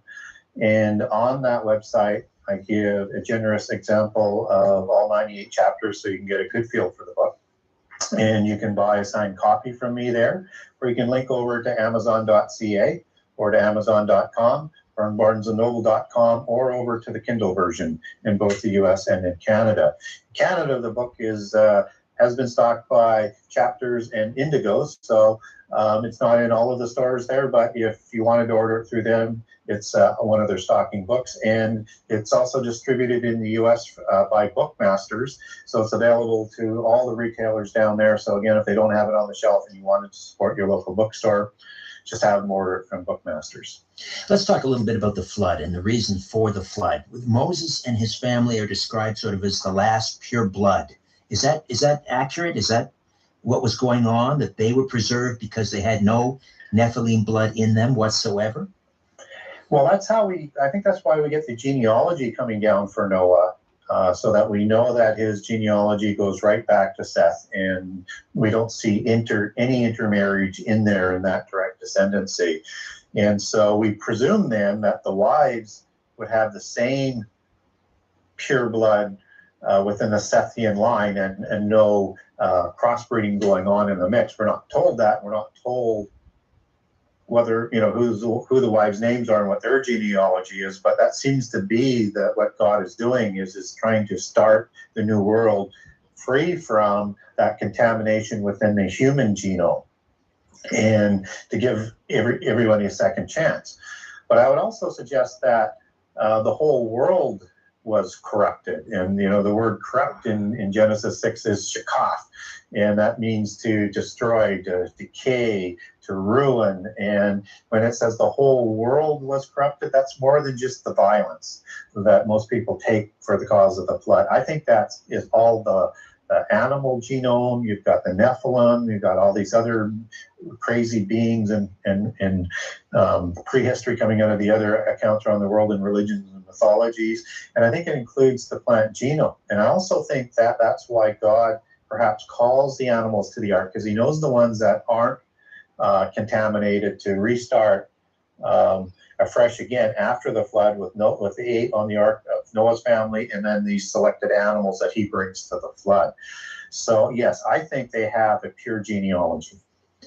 I mean, you mentioned the animals. Was that because there were, from ancient times, we have these legends of, the griffin, for example, which is part lion, I guess, part eagle. Yeah, they seem to be like chimeras. Were the fallen angels or the Nephilim, were they experimenting with the animal genome? Were they combining different animals to create new beasts and creatures? I think that's part of the knowledge and technology that's being supplied. And I also think that there's a procreation that's going on. And what's really interesting about the procreation, and you get all of these beings, whether they're centaurs, and they're kind of created in a crazy way in a cloud, but still you have a cross of a human and a horse in that case. And there's just so many different accounts of these chimera type of beings, and that's the term being used today to create crossbred or cross-pollinated with DNA and beings, is that I think that was going on. But even more to that, you have, like, the Anunnaki had a raven or a bird head, as Horus did. And you get these accounts all around the world, like the Tengu, for example, of these Nephilim type beings that had a bird type of head. Or you've got these lion warriors that come out of prehistory. Again, you have gods with lion heads in all these different accounts around the world. And the Watchers were seraphim who had the face of a serpent. They were called fiery serpents, if you take that back to Hebrew, and it's thought that their offspring looked just like them in the first generations. And so you had these all sorts of giant beings with these animal-like looks that, were dominating the royal dynasties both before and after the flood.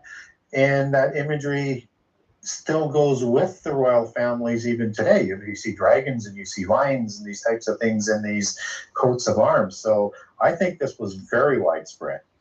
And after the flood, how did the giants, how were they able to return after the gene pool, if you will, was supposedly chlorinated? How did they get back? Yeah, and there's no agreement on this, and we don't have a smoking gun verse other than Genesis 6 tells us that after, when the sons of God go to human females again, and afterwards, a lot of people also say that means that there's a second incursion. We don't get that out of the Bible, but it makes the most sense. And so I think there was the original incursion, and those impassioned angels went to the abyss, and then there was another incursion on Mount Hermon or in Sodom again that created giants again after the flood.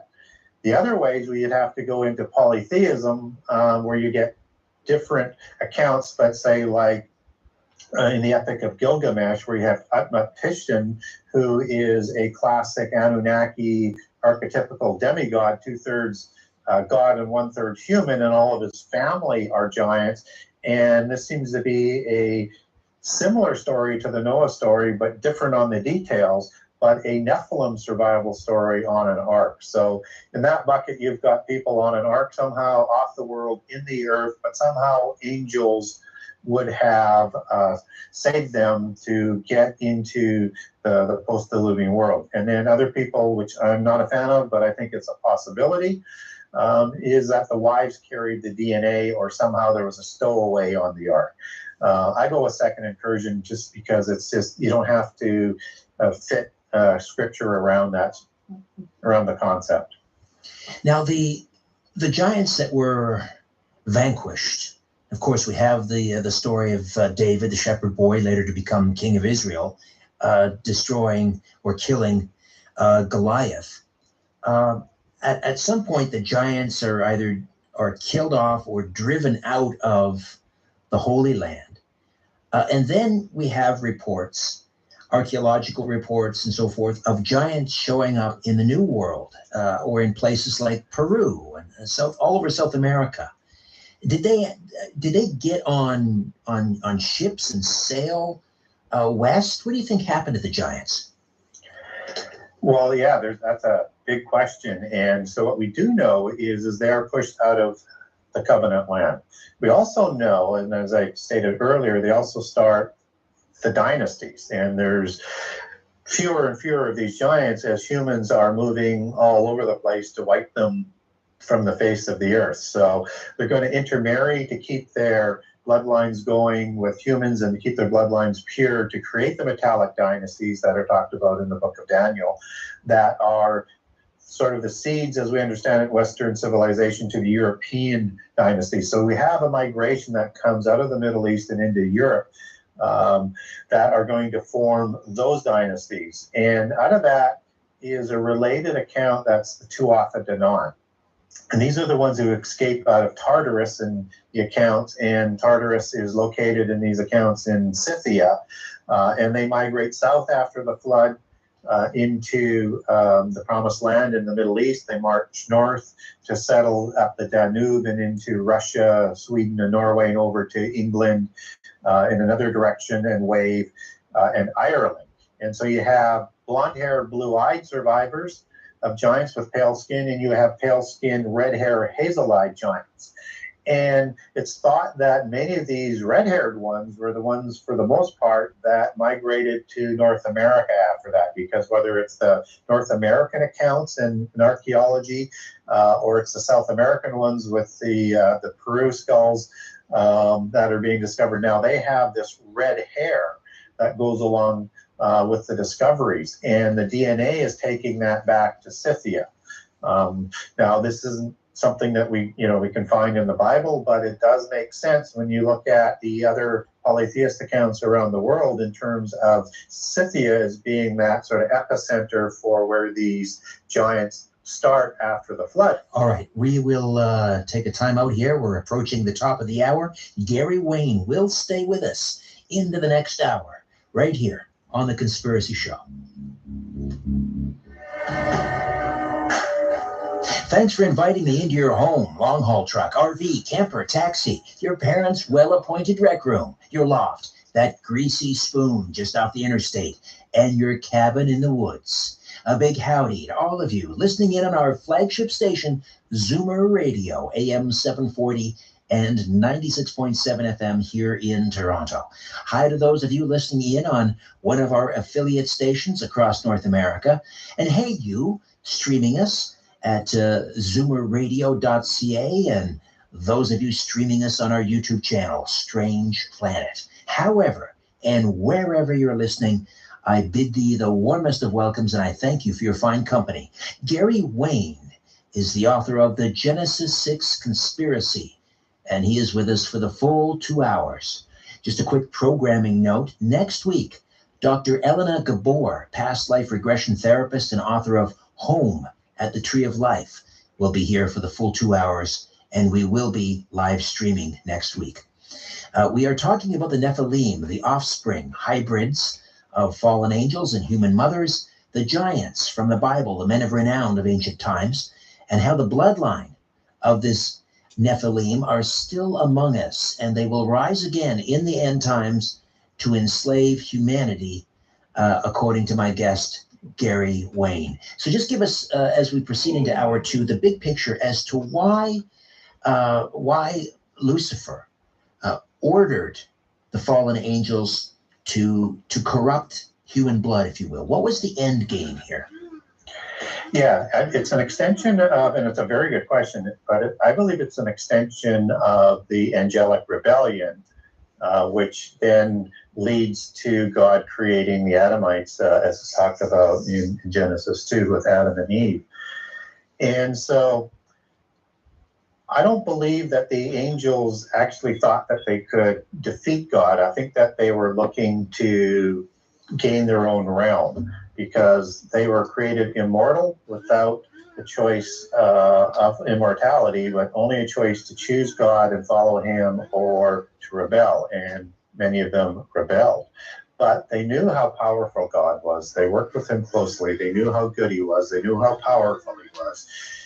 And so even though the leader, Satan, would be very, very powerful as he's described in Isaiah and in Ezekiel and other places in the book, I don't think they thought they could win. But as Isaiah 14 talks about, where Lucifer shows up, and that word goes back to El, which I think is Satan's original name in Hebrew, that I think he was, as it says in Isaiah, was trying to be like God and to have his own realm to be like God, so he could raise up his throne in that new realm to be like God. So I think they're trying to win a separation or a negotiated sort of peace where they could live on their own. And that was never going to happen. And God knew this was going to happen all along, being Alpha Omega, but now he's going to create the Adamites, who are not going to be created immortal and are going to have very little knowledge of God and are going to have to choose God more on faith, and in doing so will gain their immortality and will be raised above angels in the future time, and to even judge angels, because they're going to be raised up to be brothers of Jesus as adopted sons of God in the future time after the resurrection, our resurrection, and that this will be because as a brother of Jesus, Jesus is higher than the angels is where I'm going with that concept. So what Satan and the angels are now doing is they're saying, we're going to try and prevent this from happening. If our rebellion is going to be justified, we have to bring down humankind. And so you start this series of consequences that roll forward, beginning in the Eden account, where I think Satan avatars in Nakash, and we know it's not Satan who gets the punishment, it's the Nakash, the serpent, as the serpent goes back to Hebrew in that application, loses the arms and its intelligence and its speech, all for participating with Satan in this avatar type of effect where Satan would enter him, just as he did Judas to help Judas complete the betrayal of Jesus, in this case to bring down Eve and then Adam. And so this is the first revenge.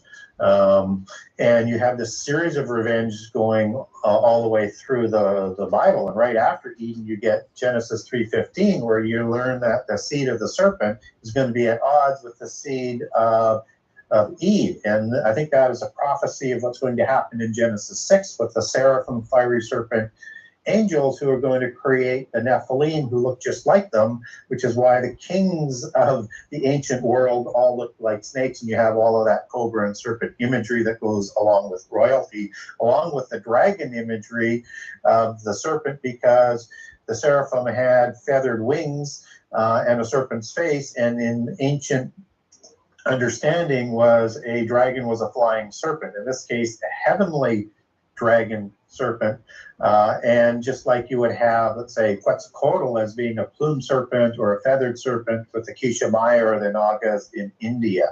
So you have these serpent-type beings that are now going to be coexisting as hybrids with human beings, and they bring down the antediluvian world. And then you have these giants again showing up after the flood. So we have this complete series of revenges and attempts to bring humankind down, including destroying Israel, which is why they waited in ambush in the land of the covenant, so that they couldn't bear the Messiah, because with the advent of Jesus being born, you have his resurrection, and that officially ends the angelic rebellion, just as 1 Peter 3:19, we have Jesus talking to these impassioned, rebellious angels while he's still in the grave, basically, I think, telling them that when he rises on the Sunday, the rebellion is officially over and they're going to be sentenced to the lake of fire. And I don't believe the angels, because they don't know everything. Even as powerful as Satan is, He is not as powerful as God. That's They right. did not realize or anticipate the resurrection. And so when you start to put that into context with prehistory and history, and then forward to the end time, things start to make a lot more sense. But they did, it sounds, or at least Lucifer did, realize that Jesus was coming. There would be this birth of the Messiah. And so was the game here to purposely corrupt the gene pool in order to forestall the birth of Jesus, or was it simply to kill the Israelites and destroy, let's say, the line of Judah, the tribe of Judah, the line of David, and so there never would be a Jesus? I would say all of the above, because they're so desperate to win that. And so they definitely wanted to corrupt the gene pool so that maybe God would move forward to wipe everybody out again. It might be one of the thoughts that they would have had. But they also wanted to prevent the Messiah from coming, which is why they wanted to wipe Israel out. And then he wants to kill the Messiah as a baby, as Jesus is being born, and shortly thereafter. And then you have, the resurrection, which puts an end to this. So all of what they're doing is trying to either wipe Israel from the face of the earth, or prevent the Messiah from coming, and or by wiping Israel from the face of the earth through the Amalekim, which is part of the Rephaim breed, and the son of Eliphaz and Timnah, who are Eliphaz is the son of Esau, who is the brother of Jacob, who becomes Israel and inherits all of the blessings and the birthrights.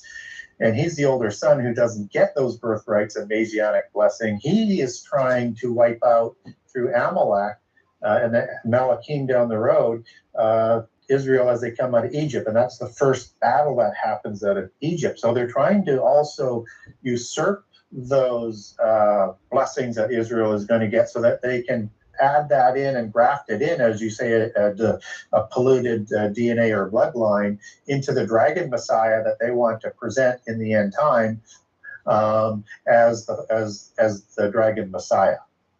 So the bloodline of the Nephilim continues through this time, through, let's say, the period of the New Testament, but there aren't physical giants running around, correct? So why is that? Where were the giants? Well, when we look at what happens with the royal dynasties and their sort of cousins and wider family, which becomes the nobility and the elite, is that if you continue to intermarry in a small gene pool, which they did, and that's why you have all of these queens coming from princesses coming from other dynasties and intermarrying and staying, whether it's from the Mesopotamian to the Egyptian or to the Malachim or to the Hittites, or even down what they do throughout modern history, where you have intermarriage between the royal families. They need to bring in diluted levels of bloodlines to regenerate the bloodline, to prevent diseases like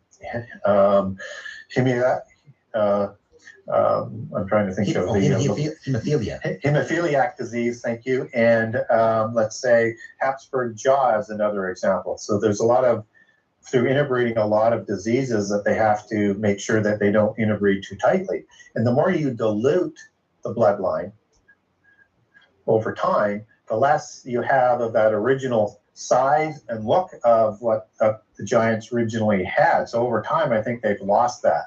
A lot of people disagree with me on that and say, well, no, they have a changeling ability, but we don't really have any proof of that. But what we do know is there's this continual dilution of that pure bloodline. And they keep their pedigrees of these genealogies right back into prehistory, because the purer the bloodline, the higher the pedigree within that sort of organizational cult. And so that's why I think they've lost their size and that serpentine look for the most part over time. But if you look at somebody like Akhenaten, who was considered one of the most ennobled bloodlines of that period of time, 1200 to 1400 BC, depending on whose chronology you're going to use. If you go to a King Tut museum and look at a statue of Akhenaten, you see the serpentine look. And he's got this protruded chin, these high cheekbones, these almost alien-like wraparound eyes, this elongated skull, and it looks like a serpent. And so I think even at that point, which would have been over 1,000 years after the flood, you still see some of those traits. But over time, I think they've taken on more of that human type look. So what we have is the descendants of the giants, which my book follows those bloodlines in terms of what they're doing, how they create the secret societies, and how they want to bring about this rendezvous, get their co-conspirators and creators out of the abyss, and to have this war against the God of the universe. So in Jesus' time, for example, the Caesars, King Herod, were they descended from the Nephilim? Yeah, I think so. And so Herod, he takes his bloodlines back through the Edomites, and back to Esau. Esau and the Edomites are the same, and he has significant Amalekite and Horim bloodlines that he comes out of through the Edomite kings. And again, I've got documents on all this stuff. If people want to get a hold of me, I can walk, you can get those documents. It'll walk you through step by step. Just get a hold of me through the website. And in the Roman tradition, you have the Caesars taking over after the senators. But the senators are this noble class until you get the tyrants or the Caesars that come along. But the Caesars come out of that senator class, and those bloodlines, they all take their bloodlines back to the Roman and the Etruscan gods and the offspring that they had, which were again heroes. And so it's the same thing that's going on even in Jesus's time, and these are the same ruling class, and they're going to continue to intermarry. And what about the Merovingian bloodline that would become the Frankish kings and later the... Okay, Ryu, King Charles is going to be the boss of the climate propaganda. I saw a video of him about a year ago saying the coming world leader will need trillions of dollars for climate change. So he's sprouting the coming world leader, so he knows there's a coming world leader, and the world leader is going to need trillions of dollars. So Charles, Mike from around the world said a lot of things are going to happen now Charles is king, because things couldn't happen when there was a queen in charge. To do the spells they needed a king in charge. So yeah, Charles is very, kings and queens of France. Yeah, again, as you go through history, there's these sort of crossroad kingships, as I would like to call them, that have the most ennobled bloodlines of that time. The Merovingians would be one of those. And they have a number of scion, and scion is an occult word where you graft in bloodlines, just as you would use that word for grafting of plants. But in this case, in ennobled bloodlines of particularly of the firstborn. And their bloodlines go back to a number of different areas. One is a distinct line of consolidation of Nephilim bloodlines of Europe and of the Middle East. And also they're intermarrying and grafting or scioning in those bloodlines from King Saul, who was the first king of Israel. And they say that comes through from two different sources, one from Mary Magdalene that I'll touch on in a second, and one through the Sicambian Franks, where you've got some Benjamites that migrate up and intermarry with the Sicambian Franks. And so that's important because that gives them the rights in terms of what they say to Jerusalem, because Joshua gave the Benjamites Jerusalem in the time of the Exodus. And that's why you need to follow the King of Jerusalem title if you want to follow some of these bloodlines and the allegories that they like to connect together and display in plain sight. And I think Antichrist is going to crown himself the King of Jerusalem, just as Baldwin was the first King of Jerusalem, who is the brother of Debulion, who's a descendant of Dagobert of the Merovingians and one of the founders of the Templars, is crowned first king of Jerusalem in 1118, and then it follows down through the Habsburgs, and now is in with the king of Spain through the Bourbons, who comes out of the Habsburg-Lorraine bloodline. But I digress. And then you have the bloodlines of David that they've scioned in there, and you also have what they believe to be is the bloodline of Jesus and Mary Magdalene, because they believe that Jesus didn't die on the cross and that he was taken down. I don't believe that. This is what they believe, and they've scioned that bloodline in. So they've got all of these ennobled bloodlines that have come down, and it's one of those great sort of crossroads of history where you've got so many ennobled bloodlines, and most of the bloodlines of the royal families today will trace their bloodlines back to the Merovingians. And how that bloodline gets in from Jesus and Mary Magdalene into the Merovingians comes down through the Joseph of Arimathea and the Grail literature, where in their belief, Joseph of Arimathea takes Josephus, which is the third son, as they like to say, Mary and Jesus after he's saved from the crucifixion, and they're going to marry into the Pendragon Celtic dynasties after settling in Glastonbury, and that's going to produce a princess called Aragon, who's going to marry Amenemhat of the Merovingian dynasty. So, and the amazing thing is they have all of these genealogies that they've kept track of.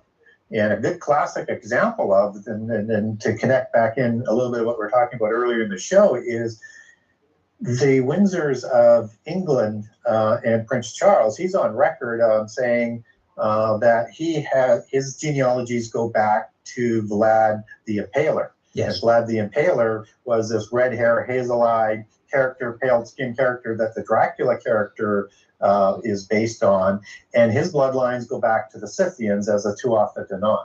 So that's just a classic example of how they value these genealogies and how they track them. But for those monarchs who claim that they can trace their bloodline back through the Merovingians, through Jesus and Mary Magdalene, for one, I don't believe Jesus had children. I don't believe he was married to Magdalene. I don't believe he survived the crucifixion. So that, to me, is that a deception? Are they trying to artificially graft their bloodline to the house of David in order to gain legitimacy? Yes. I believe it's false and alleged. They say they have the evidence, and that's how they're going to sort of bring Christianity down in the end time as one of the major pieces, so that they can enfold it into the universal religion. But yes, it's what they're trying to do, so that they can claim a pedigree that is so great that nobody will dare to deny it. And that even though they don't look at Jesus as being the Son of God in Gnosticism, they do believe he's a great prophet, that he was an incarnation in that Christ consciousness belief system, just as Vishnu or Shiva incarnated many times. And Jesus would be one of what they would call these enlightened prophets sent to help humankind on their path as they evolve into godhood. I don't believe in any of that, but that's what they believe, and it's what they do with their belief that we need to understand. Again, Gary, how do people get a hold of the book? Best way to get a hold of the book is through Amazon.com, Amazon.ca, or Barnes & Noble, or you can go to my website at the Genesis6conspiracy.com and get a signed copy, or link over to any of those places that I just mentioned, and or get a link into the Kindle version. Right. All right. Let's take another time out. We'll come back and continue to discuss the bloodline of the Nephilim and how they will rise again to enslave humanity. Gary Wayne, my guest for the full 2 hours, the author of The Genesis 6 Conspiracy, right here on The Conspiracy Show. My name is Richard Syrett. Stay with us. Question everything. This is The Conspiracy Show with Richard Syrett on Zoomer Radio.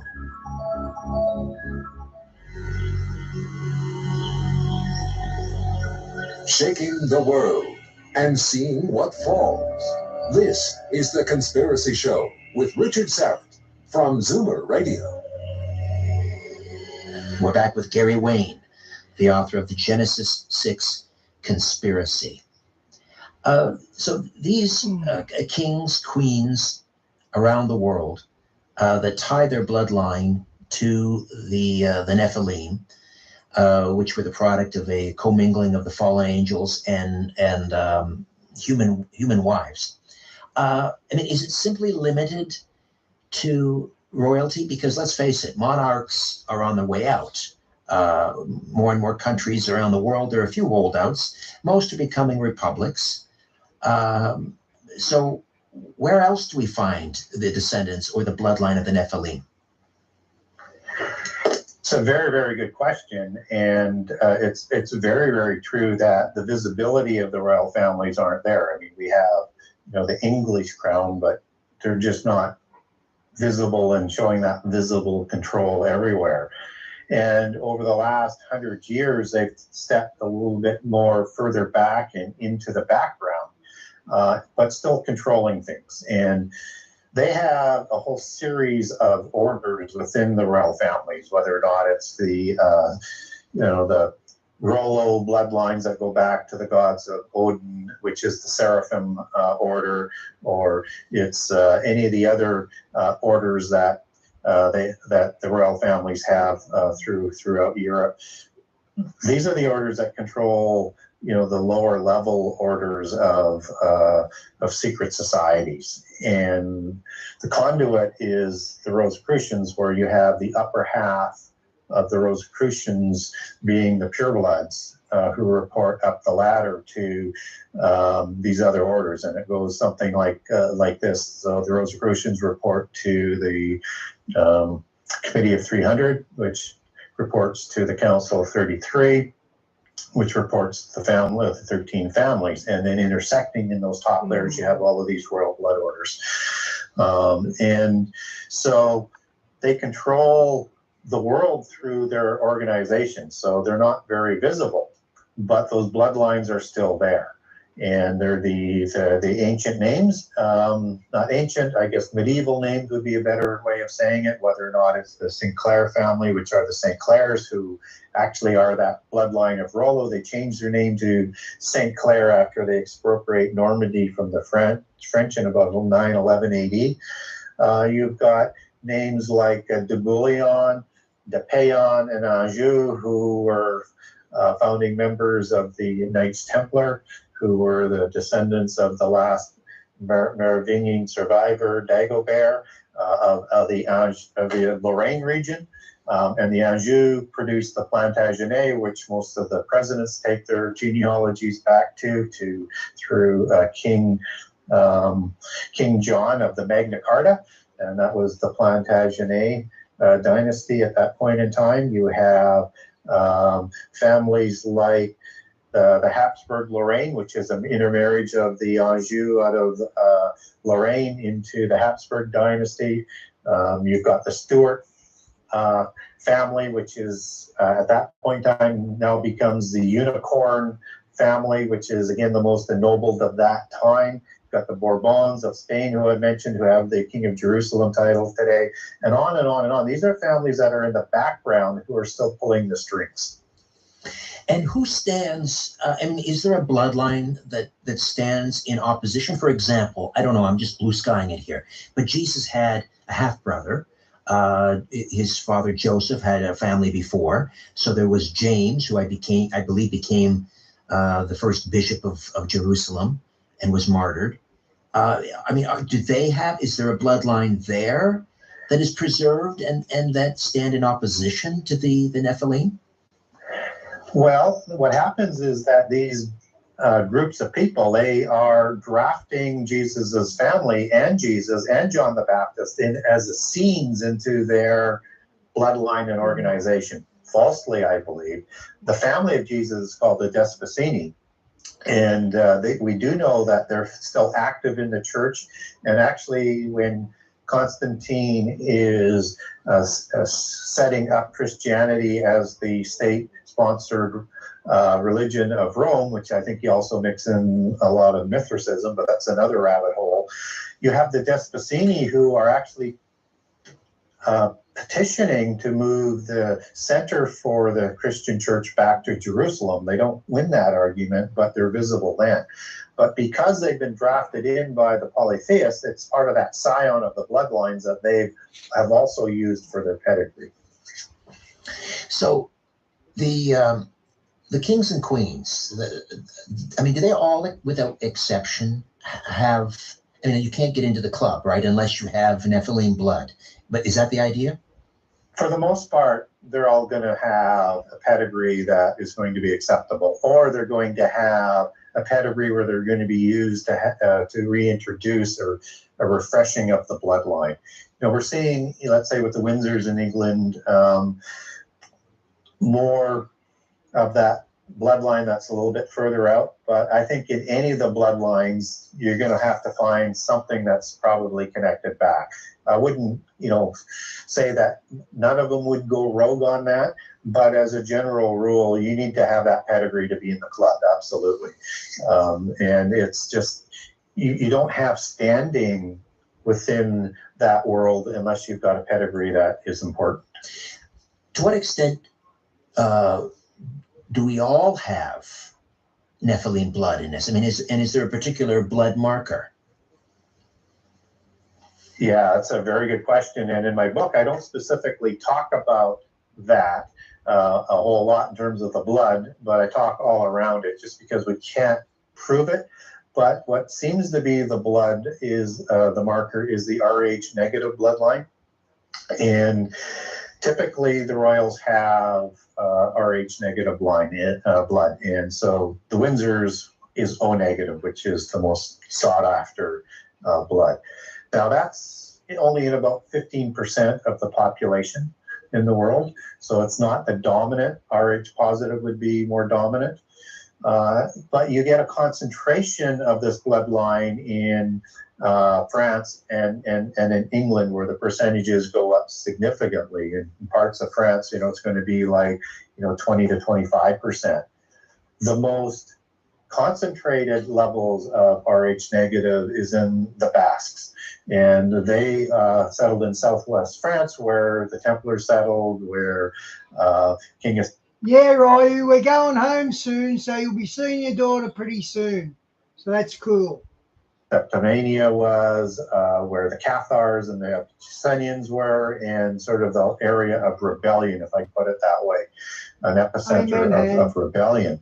And the Basques believe that they are the most pure of the bloodlines. Now, they had a falling out with the bloodlines that moved out of Europe, and they have the Basque diaspora, but they believe that they are the Homo Atlantis. This is their belief, and I'm sure not every Basque believes this, but this is their mythology and their belief system. And that what they talk about when they say they're Homo Atlantis is they were the survivors after the flood who settled in northwest Spain and in southwest France, and then also started the civilization of Egypt, the civilization of Mesopotamia, and without coincidence from what we've talked about earlier, the Scythian civilization, and that they are the most ennobled bloodline in the world. But again, they've had a falling out with the other bloodlines that moved out of Europe. So that's the Rh negative bloodline. And people who have Rh negative bloodline, they are grouped with a lot of science and research that, and this is sort of a mixing of many scientific results, but they have a higher intelligence than the average human. They average 135 plus. They say they have better analytical skills, intuitive abilities, more psychic abilities, and on up. Wow, Ryu, that's tough, mate. Oh, man, you lost your mum 30 days later. Wow, that's pretty tough. But there is a bright lining. You believe, you trust God 100%, so it all works out good. But wow, I'm sorry about that. You're going to miss him till you see him again, and that's what makes grief so hard. You just don't get to see him anymore. I won't go through all of the different things that they say that come along with this in terms of that mythos, but those are scientific results that sort of go along with that. And so they believe in more than the blood. It's actually what they would call the gene of Isis, which is the biggest marker. So a DNA marker or a gene marker, which they would also say is the root word for Genesis. And it's through the genes that produces the type of blood. And so that would be the true marker that I think they would be looking for to identify who the people are around the world, that they want to know who they are and what level of degree of purity they have as they start to bring in this new age, or what we would know as Christians as the end time. All right, let's take another time out. When we come back, we'll talk about the reemergence of the Nephilim on the world stage in the end times, as you just mentioned. Back with more of my conversation with Gary Wayne, the author of the Genesis 6 Conspiracy, right here on The Conspiracy Show. Don't be afraid of the dark. The Conspiracy Show with Richard Syrett from Zoomer Radio. To talk to Richard, call 416-360-0740 or toll free 1-866-740-4740. We are back with Gary Wayne, the author of the Genesis 6 Conspiracy. Again, Gary, how do people get a hold of the book? Best way to get a hold of the book is through Amazon.com, Amazon.ca, or Barnes & Noble, or you can go to my website at the Genesis6Conspiracy.com and get a signed copy, or link over to any of those places that I just mentioned, and or get a link into the Kindle version. At some point, I think it's in the book of Matthew, Jesus is asked about the end times, and he says that in the end times, it will be as it was in the days of Noah. Is Jesus referencing the Nephilim in that passage? It's a great question, and a lot of people think it's just referencing the violence, and or people were shocked and weren't ready for the end time, and all of that was true. But the disciples asked, what were all of the signs of his coming in the end time? And this is an overarching sign as well as those smaller details. And so I think he is referencing that we need to understand the days of Noah, who lived 950 years, 600 years before the flood, 350 years after the flood. And so I think we need to understand what was going on at Sodom and Gomorrah and at Babel, and with the creation of Israel, as well as the creation of the giants before the flood and the cause of the flood. And I think he wants us to understand that it's going to look like that with the same universal religion that they imposed through the Nephilim. This is what the end time is going to look like. And in Luke's version, he actually connects Sodom and Gomorrah, which is with its destruction of fire, as part of the as of Noah days of the flood, which I think is telling us that there is a second incursion, and that destruction was fire. And just as the first apocalypse was by water, the linkage is the end times will be an apocalypse of fire, which is the description of all of the destruction for the most part that we get in the apocalypse. So I think he's directing us to learn what happened in prehistory and history so that we're not deceived for what's going to happen in the end time. And was he also specifically talking about the Nephilim taking human wives and creating this hybrid offspring? In fact, some have suggested that the modern day UFO alien abduction phenomena is a mirroring of those days of Noah. Well, I would agree with that to a certain degree. And so we don't know whether or not we're going to have actual giants roaming around, and that or angels are going to procreate and recreate the Nephilim of old. Or it's going to be the descendants, as my book focuses more on in terms of being part of that end time alliance. Just as in Daniel 2:43, you have the descendants of the metallic dynasties of the Rephaim after the flood, who are part of this 10-nation empire, which they're going to call the New Atlantis, which is what the Club of Rome is trying to establish around the world as we speak, in groups of nations and trading blocks, etc. But anyways, these descendants are going to intermix with the seed of men. So we know there's going to be a representative of these bloodlines that are going to intermix with human beings in the end time. or there's going to be a recreation. I think we need to be open to both. And or is there another way to create Nephilim? And I think it's, when you are doing a violation against the laws of creation, you're doing, whether or not it's DNA manipulation to do that, it's the same sort of Nephilim concept. So again, whether through alien technology.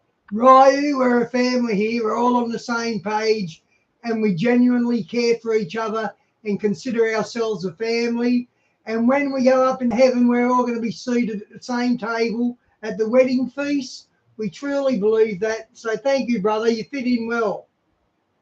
Or human technology, because we're able to now manipulate the DNA. It could be that we'll see the giants come in that way. Good night, Diane. I would also be open to the fact God that bless. if one accepts that the spirits of the Nephilim didn't die, they didn't go to sleep, and they weren't permitted into heaven, and they've been roaming just as Jesus was dealing with like Legion and other thirsting demon spirits at his time, that they're still out there, and that with the technology that is being developed right now, is that there could be clones or transhumanism or whatever else is going to come out of this this technology, where these demon spirits might be able to enter and lead sort of the armies of the end time. And or you're going to create all of these fantastic biological weapons that are part animal, because you get some crazy descriptions in Revelation 9,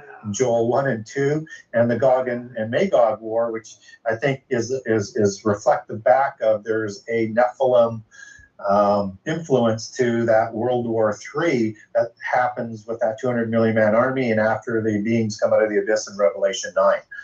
We just have about 10 seconds. Just give me a yes or no, and we'll follow up later. So in the end times, we will see a return of actual physical giants? Yep. Somehow, some way, yes. All right, we'll leave it there. We'll pick up on the other side. As I say, Gary Wayne, the Genesis 6 conspiracy. Stay with us.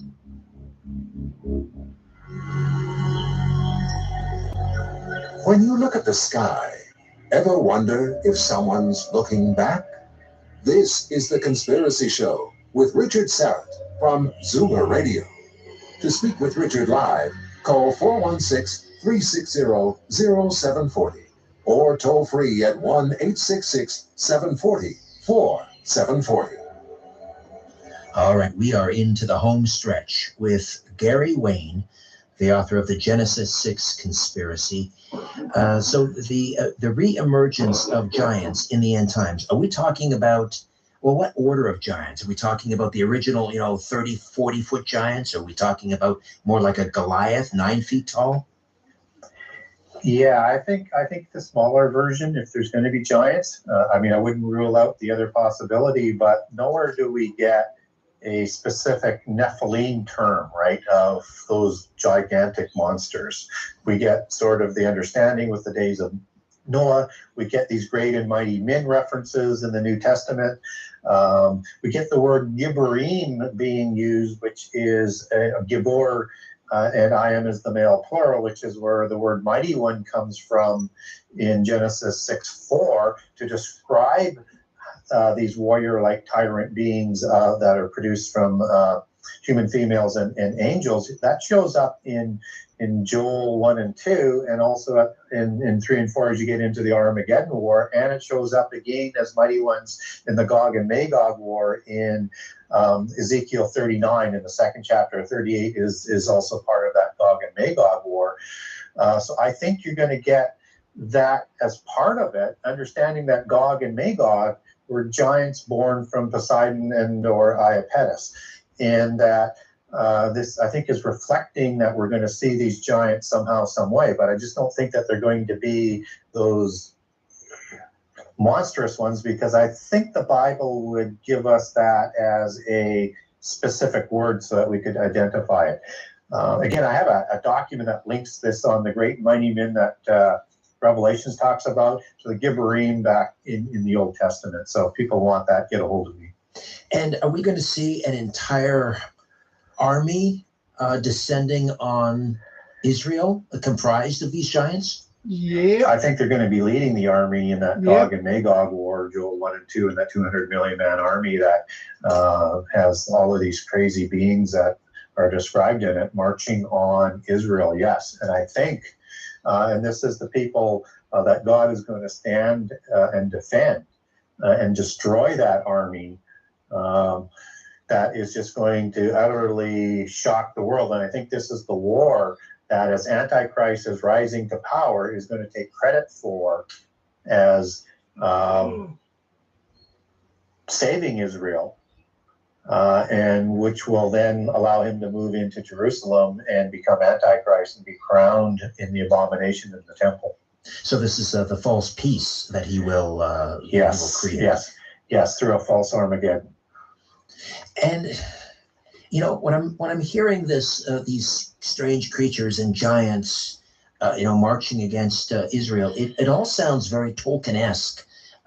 Where I was just about to say, this sounds like Lord of the Rings when there's dwarfs around and giants and orcs, and he just comes up with it.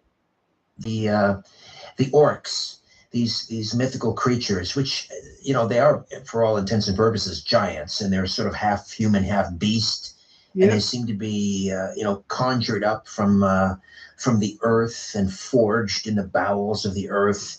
I don't know if you read Tolkien, but I'm guessing that must have been his inspiration. Oh, there's no doubt. I mean, the whole Tolkien story of the Lord of the Rings, and the rings are the ring lords of the Anunnaki who were awarded kingship at Nippur. It is a mix of Sumerian antediluvian mythology with the Norse mythology, and that's where you get that fairy aspect being overlaid onto this older ideology. That is absolutely a pre-flood story. And even at the end, you have all of these beings sailing away on a ship, because now it's the age of man, and that is representing the flood. And so these beings that are orcs, they're either ogres or there's some sort of Nephilim being that he's drawing on. And, whether it's Tolkien or it's Lewis, I mean, their knowledge of the occult and the occult history is absolutely astonishing. Do you see other parallels between now and the days of Noah in terms of let's talk about artificial intelligence, for example. Yeah, and I'm going to connect that now back to as in the days of Noah. So we talked about that knowledge earlier on in the show of how the seven sciences mix with the knowledge and the illicit knowledge from heaven, from the gods and the fallen angels. And that this sent the technology on a very rapid increase, just like what we're having going on today. And I think that the technology was actually greater than what we have today because we're not in the end time right now. And so our knowledge is still developing. And I think we're getting assistance on that development today, just as it was in the days of Noah. And I think AI is part of that illicit knowledge that's being ramped up to help bring in the end time.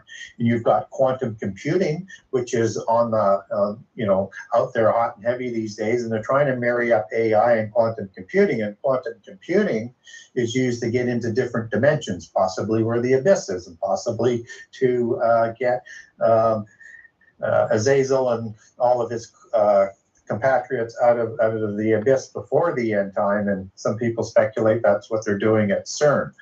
And so, I think all of this is coming together, and it's also going to be part of the mark of the beast.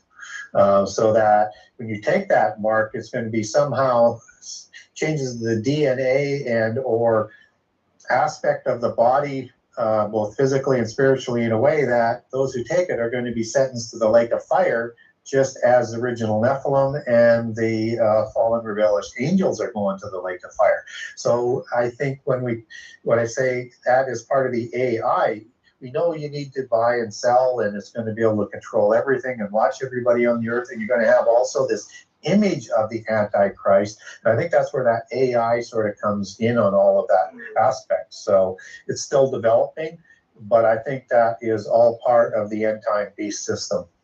I had Pastor Mark Biltz on the program a couple of weeks ago, and he suggested that it's quite possible that the Antichrist himself will be a cyborg. It's certainly possible, but he's also going to be at least human. I mean, but Cyborg is part human. We do know he's going to receive a mortal head wound. And we do know he's the one who once was, now is not, but will be again, and comes up out of the abyss. And so it's like Azazel who comes up out of the abyss, and I link him to Abaddon and Apollyon. He's also called the son of perdition. And so I think what's going on here is that Azazel is going to enter into Antichrist in the end time after the fatal head wound, creating the false resurrection on his rise to becoming Antichrist and being crowned in the temple. And Antichrist is also called the son of perdition. And perdition goes back to a set of Greek words that includes Apollyon.